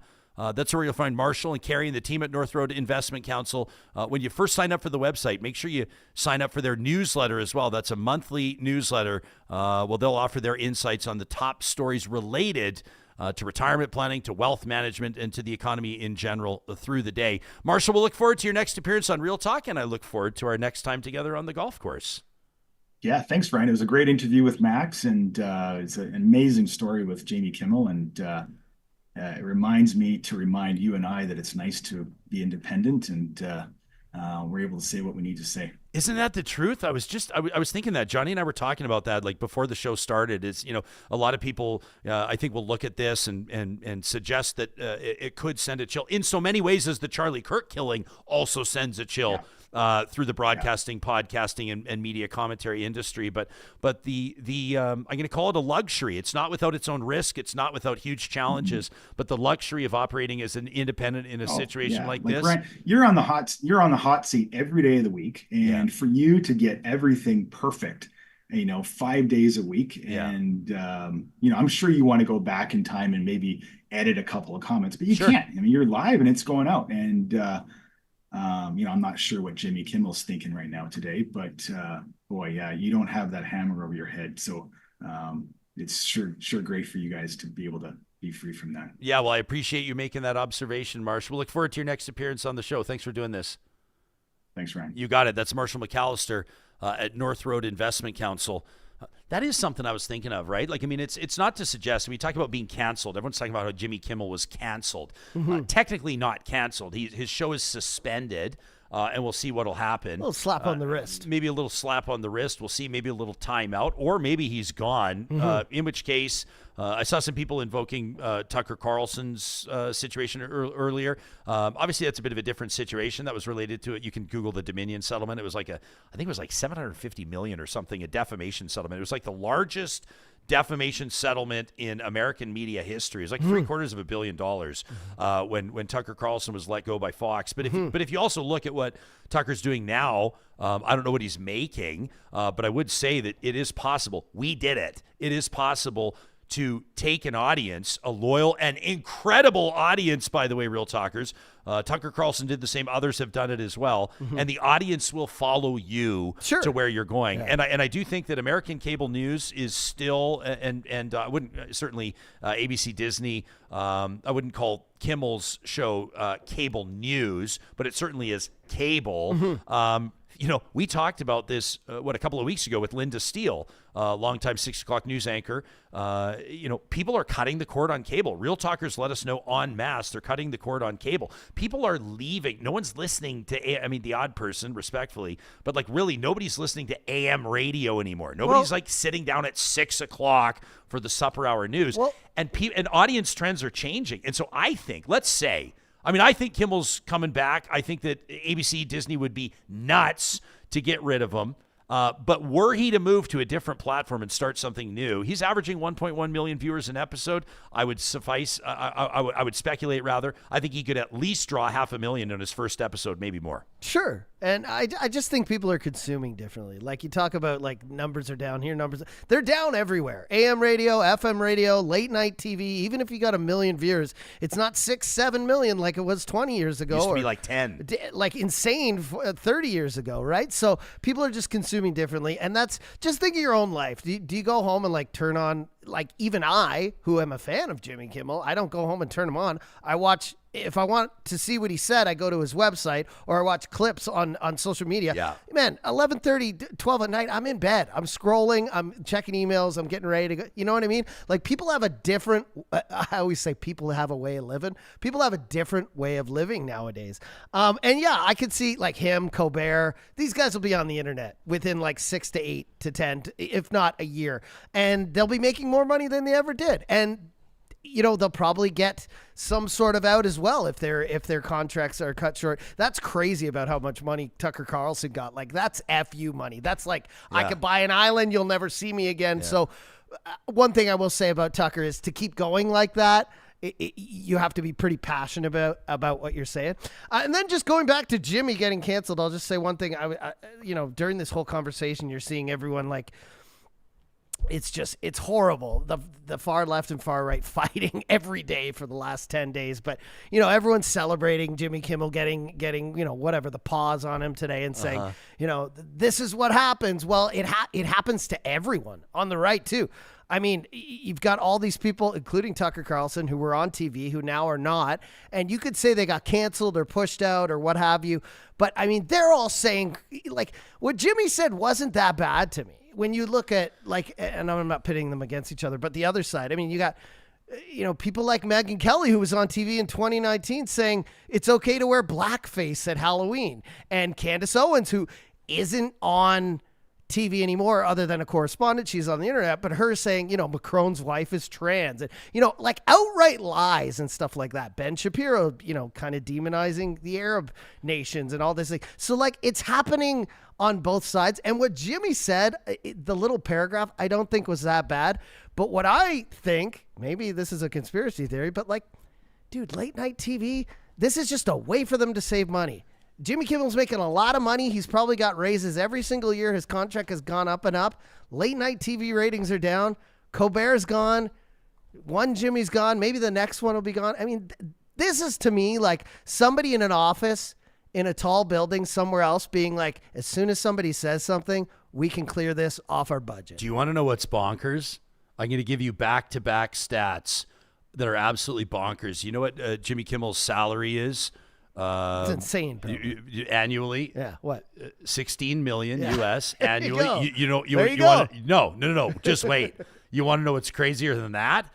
He makes 16 million annually, which ranks him 23rd on the highest paid TV hosts in 2025. He's not even top 20 of the highest paid TV hosts in 2025, earning 16 million annually. So a guy that's like 100 million Canadian. Guy sitting in an ABC, a CBS, an NBC, a CNN, a Fox News, whatever office in a big tower, who's like, how do I make my investors more money? How do I clear money off the budget? Let's get rid of one person. Let's keep everyone on a close watch. And if they say something, throw them out and throw someone else in. It's like in radio. We just talked about this again. We'll probably talk about it this week. Bell, more layoffs. Like, it's just, I don't even think it's about what people are saying anymore, or whether people are outraged, or whether they're, it's silencing of the left or the right. I think it's all about money, man. That's all it is. Okay, I want to actually, this is fascinating stuff. I want to go to a Forbes report in just a second on the highest paid TV hosts of 2025. This might blow your mind. And I want to acknowledge a lot of you that are in the live chat right now saying, guys, this isn't about Jimmy Kimmel's job. It's not about Jimmy Kimmel's job security. He's got enough money. They said there's a lot more to the story than that. Of course there is. And we spent like the first 20 minutes of the episode talking about that with Max. This is about so much more than Jimmy Kimmel. This is about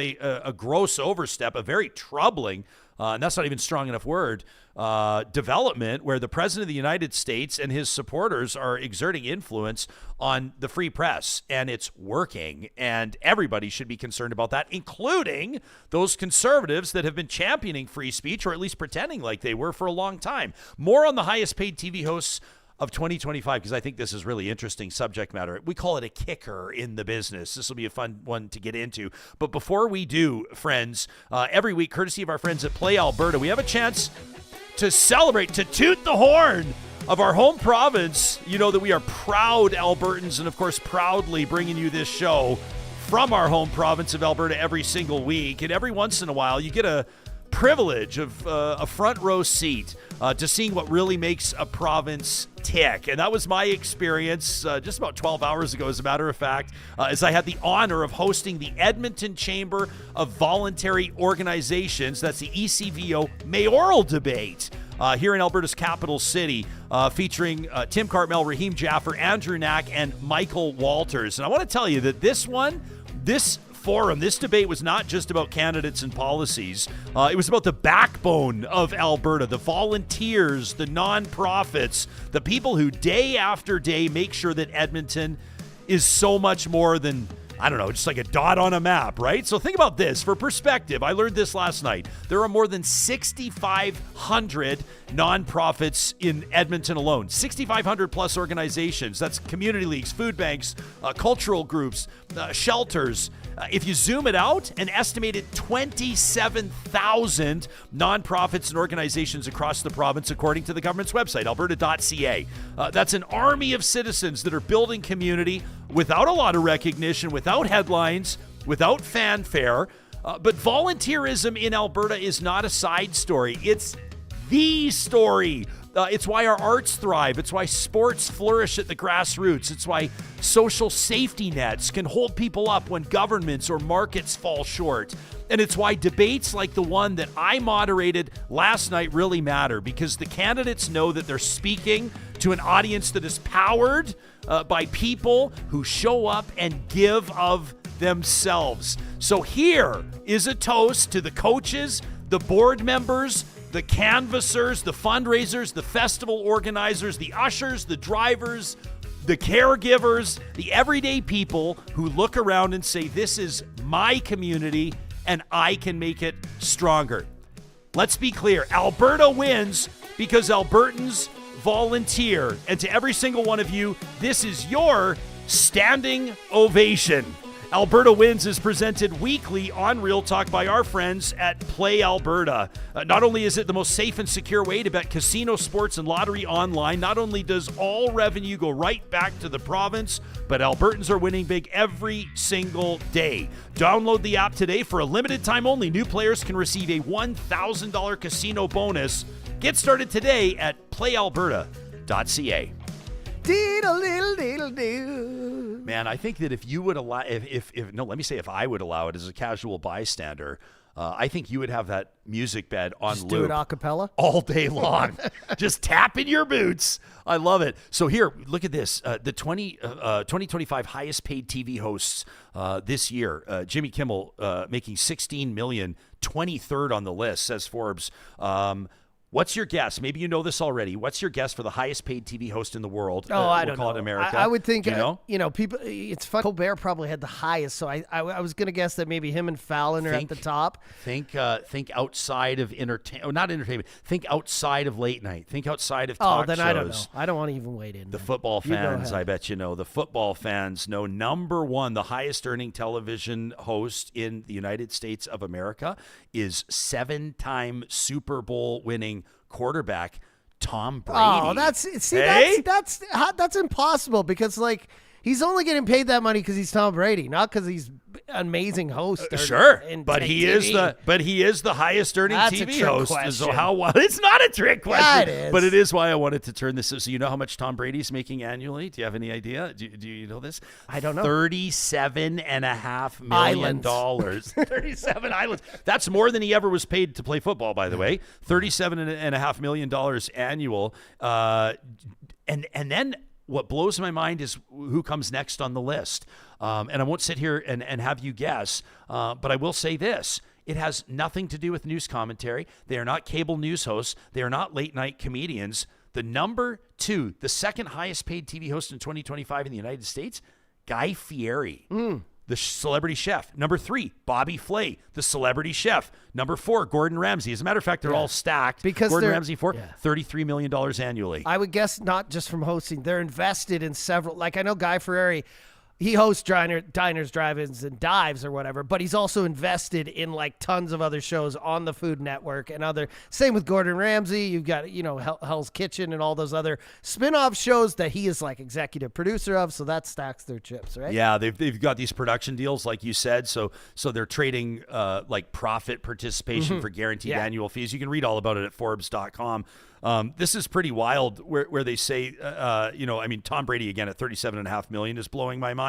But Troy Aikman and Joe Buck, when they were lured away from Fox to go to ESPN to call the biggest games there, Aikman making $18 million annually, Joe Buck making $16 million annually. What do you think Judge Judy makes annually? Judge Judy? Probably a lot. Judge Judy? $30 million. I'm telling you right now, Judge Judy from probably TikTok. I know you get some, so I don't know how it works, but when sounds are used on TikTok and people are miming Judge Judy quotes more than anything else I see on TikTok right now, it's all Judge Judy. So she's probably stacking chips from that. And then she was just a force when she was on TV. Those reruns. Oh, she's a legend. Yeah, just stacking. Rachel Maddow, Robin Roberts, both $25 million annually. What are these numbers we're talking about? Savannah Guthrie, $24 million. Kelly Ripa, $22 million. Rank among the top 15. The top 25 earners when it comes to American TV hosts earn a collective $582 million it's absolutely annually, crazy. more than $500 million. But this ties into what we were talking about with Fawcett, where like when you're talking about news hosts, especially when you're talking about Rachel Maddow, who I don't mind, but I mean, when you wake up every day and your contract is $25 million, I mean, there's pressure. There's pressure to get hot takes. There's pressure to get viral clips. There's pressure to say things that get people, like Max said, maybe not just thinking like we used to do. Let's get people thinking and maybe a little fired up, but downright angry. And I love that Matt Fawcett, even though we haven't seen him in a week, tied into that, because I think, everything going on in the last 10 days with the assassination of Charlie Kirk and just this left-right rivalry.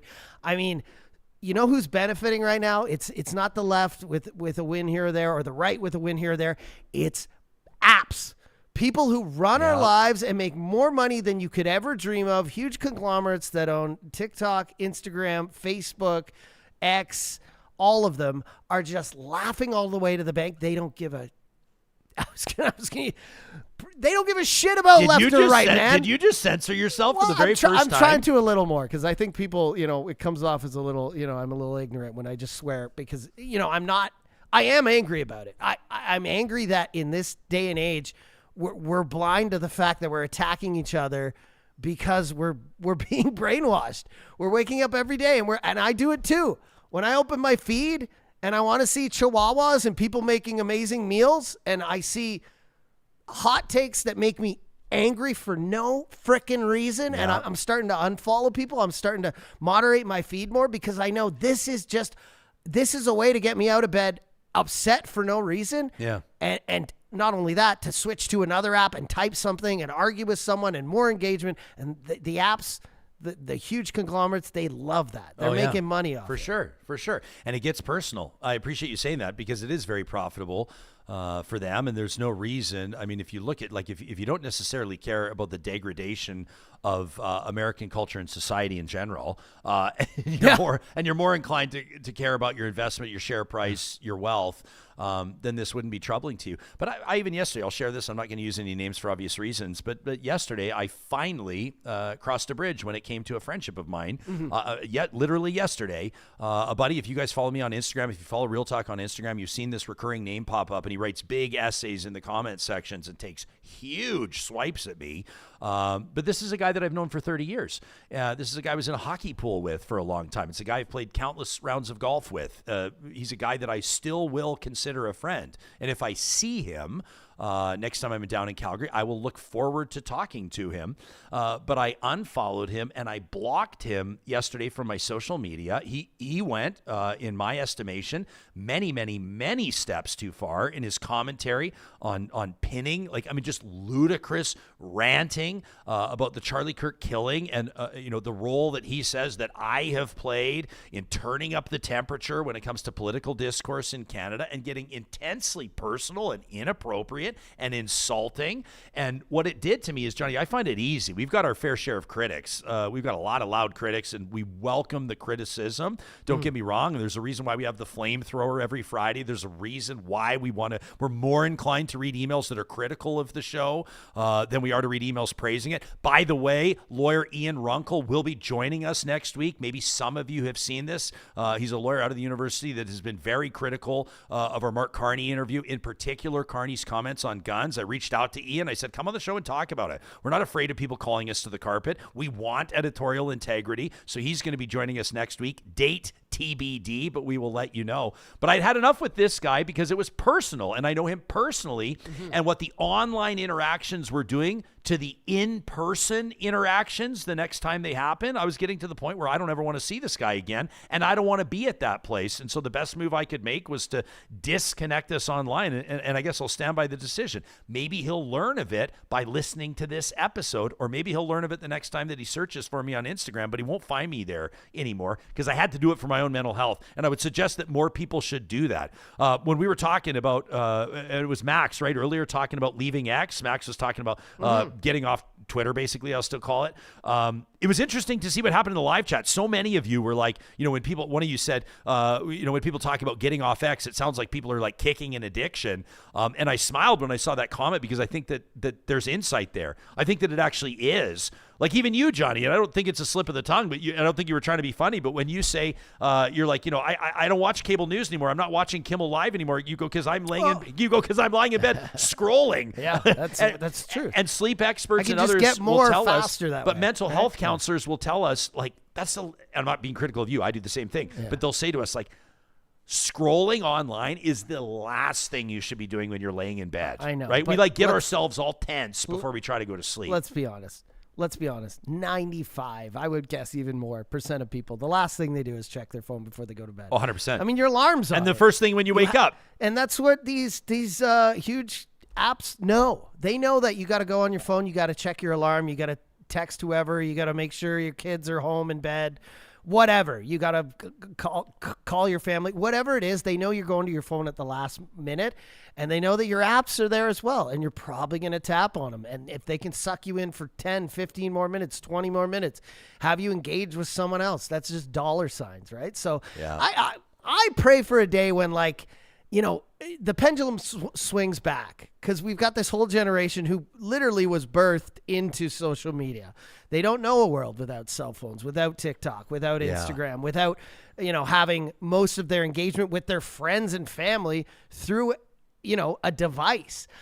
Maybe that pendulum will swing back. Maybe that there'll be a Walkmans and people will be reading books in 5-10 years, and that'll be the cool thing to do. And I can't wait for that.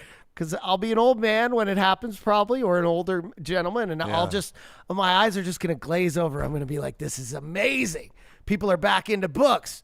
People got their yellow Walkman. They don't care about, queuing it up on Spotify. They want to rewind their favorite part of the song. Look at this, man. Same thing with like how vinyl collecting has come back and people are into that. I'm just waiting for it. Remember these?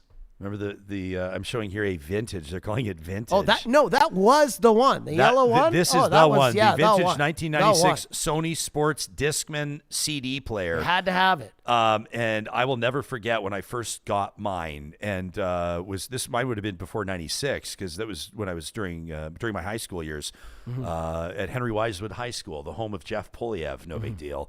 I would rock my Sony Sports Discman in my spares, in my off hours. Yeah. And I felt like king of the world. Oh, yeah. But you had to make a big decision because you could have that. Remember, what do you call them? Like the CD wallet or whatever you'd call it, the zip up thing, and you could put like a 10 or 20 CDs in there. I don't know how DJs would have done it back in the day. Oh man, I had binders full of CDs. Before that, crates of vinyl. Yeah. I mean, the whole software thing just when it happened, we couldn't believe Game changer, right? that you could carry a little box in your backpack. And that was Tracy D says it's got to be hard to limit your exposure to social media when you work in media. 100%. I mean, people always say, yes. like, even Max, when Max is like, I'm walking away from X, I'm like, that's ballsy. We're connecting with more than, collectively 60,000 people on X every single day. I'm not walking away from that. No. I'm just not. But I'm on X way less. I X think is you the have one, to be. and this isn't an Elon thing. This isn't a right or left thing.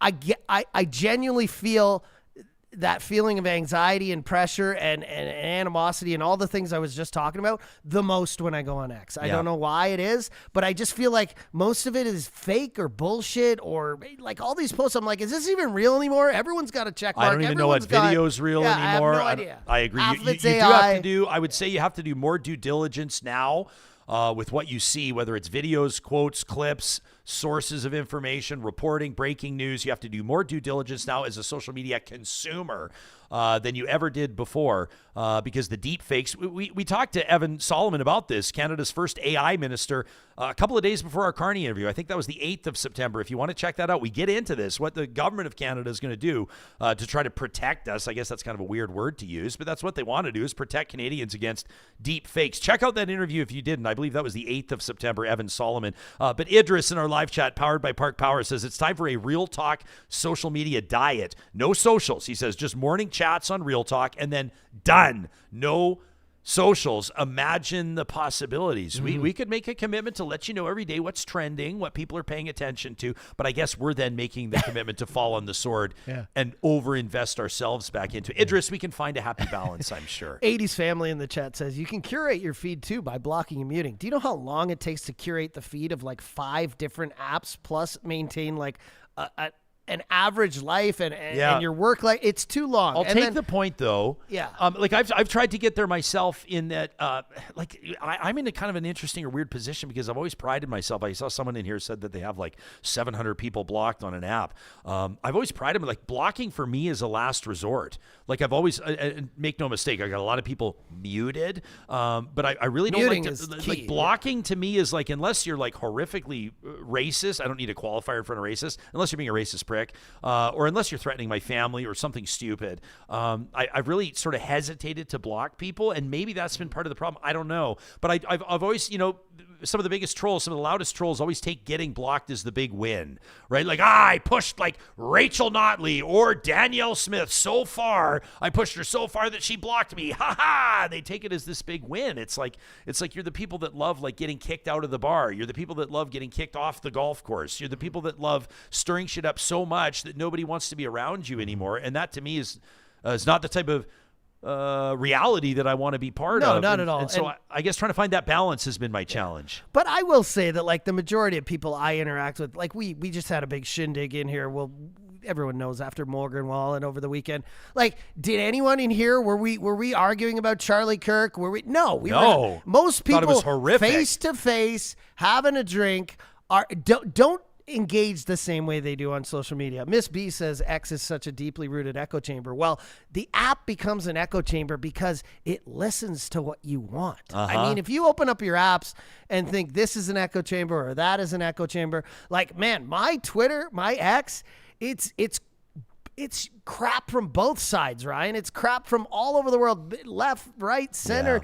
Yeah. It is just, it's full of just garbage. And then there's porn in between that. It's just like, I just had to like, I still keep it. Man, I still go on there. I still respond when I get a notification from someone. You got to do what's good for you. In general, it's, I like this from Greg. Greg says this. He's talking about our live chat. Greg says, this is my ex. That's kind of cool. Emily G says the only thing that X is good for is bashing 90 Day Fiance. Emily, you do you. Do I need to start watching You that need show? to watch Love Island. You need to watch 90 Day Fiance. You guys, you need to watch Mormon Wives. But you know why I don't click on any of the stuff in social media? Because then my feed's just over.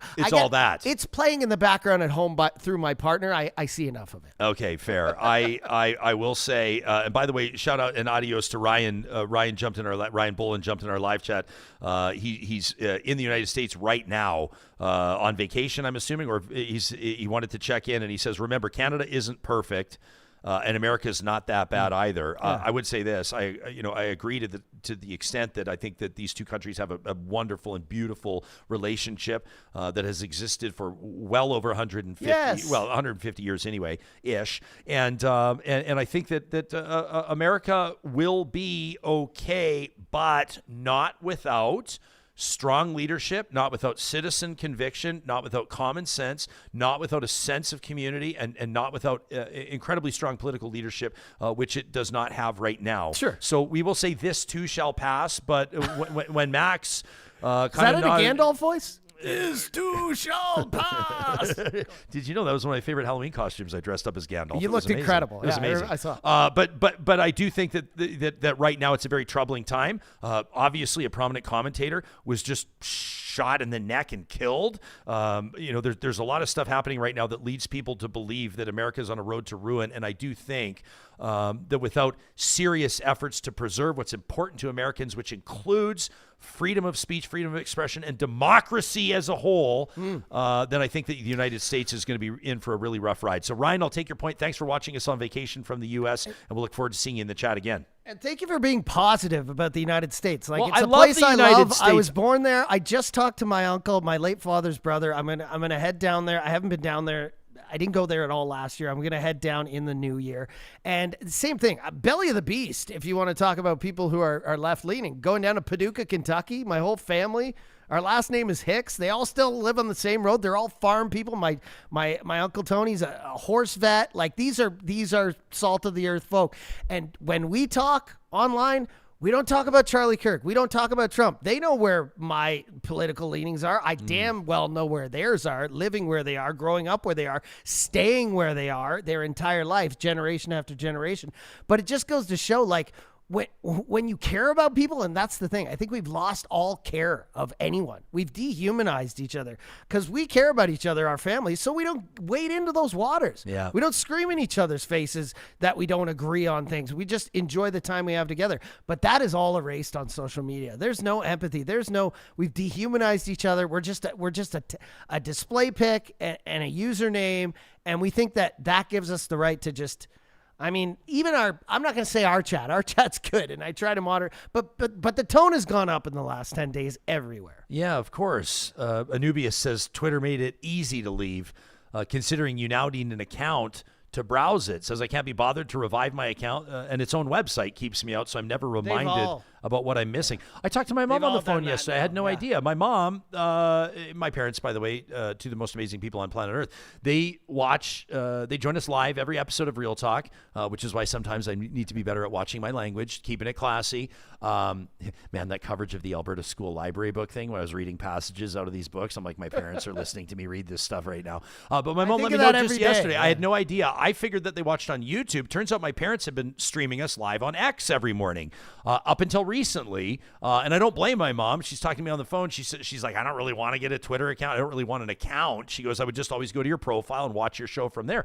Well, they've been blocked. Not technically the word. I certainly didn't block them. But I had no idea that X had made that change. So you have to. All of them. You can't. Oh, they all have? Yeah, like so you pretty can't, much. We'll Facebook, call them like lurkers, but you can't lurk now. You got to sign up, right? You used to be able to go and look and see, or even when you click on a post now, like you'll send me a link and it's like, oh, log in to see this. Like they've all done it because, I mean, this is the gatekeeping, right? This is the paywall. This is to get you to join up the user base, get more engagement, dollar signs. It's all that way. Whereas social media, not to be a conspiracy theorist again, but social media was pushed on us as, hey, it's going to connect the world. We're all going to be together. But more and more, like walls are going up, paywalls, walls that prevent you from seeing certain content. And even how you're talking about the way it curates with the algorithm, it's like all these walls and gatekeeping keeps going down and down and down.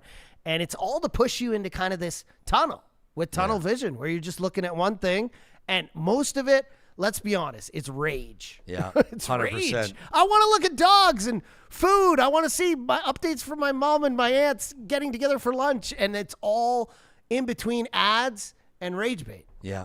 Well said. It's so good to see Haas in the live chat. Haas has been with us through the years, and always appreciate the points that Haas makes referencing Brandolini's Law. This is Italian programmer Alberto Brandolini, who about 15 years ago, I think, said the amount of energy needed, I think this is a paraphrase, the amount of energy needed to refute bullshit is an order of magnitude bigger than that needed to produce it, which is such a great observation. In other words, to tighten that up and pare it down, it ain't worth it. What do they say about wrestling with pigs? Never worth it, right? At the end of the day, I believe my ancestors. What do the Hicks say down in Kentucky? I should stop making fun. They're not my relatives. Yeah, when you wrestle with a pig, everyone gets sturdy, Ryan. Yeah, people aren't going to know your last name. They're going to pull that clip, me just calling them all Hicks in Paducah, Kentucky. If you don't want to get slop on, you don't wrestle with the pig. Yeah.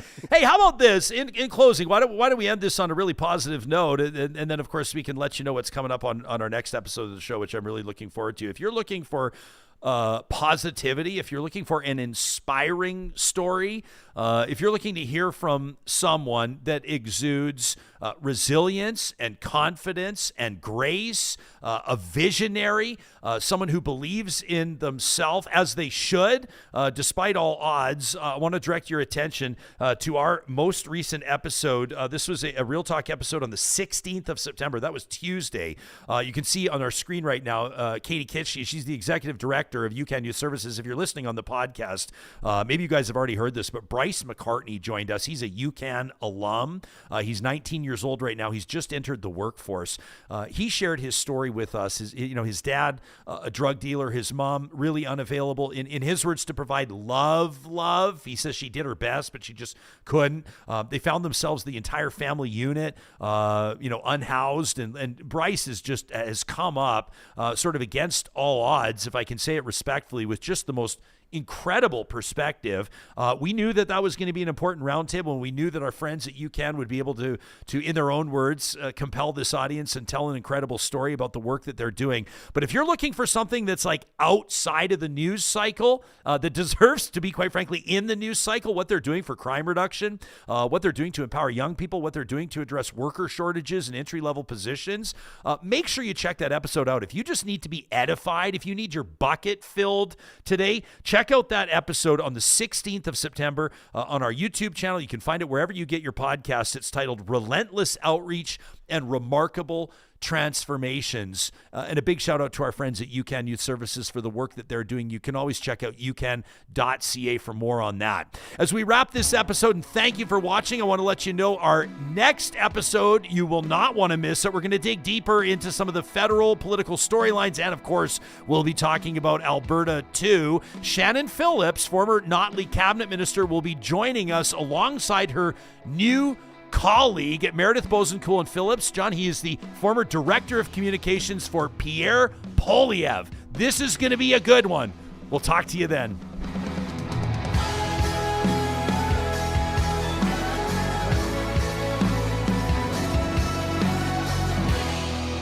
Real Talk is hosted by Ryan Jesperson, executive producer Josh Dunford, technical producer John Hicks, general manager Katie Cook-Chivers, account coordinator Lawrence Derlego, human resources Lena Shepard, website design Mike Johnston, voiceover by me, Carrie Skelton. Real Talk's editorial board is Supriya Dwivedi, Ahmed Ali, Brandy Morin, Ann Castleman, Corey Hogan, Harman Kandola, Catherine O'Neill, and Chris Henderson. Member Emerita, Julie Rohr. Real Talk is recorded in Edmonton, Alberta on Treaty 6 territory, the traditional and ancestral territory of the Cree, Dene, Blackfoot, Saulteaux, and Nakota Sioux, home to the Métis settlements and the Métis Nation of Alberta. Real Talk is a relay project. For more, check out ryanjesperson.com.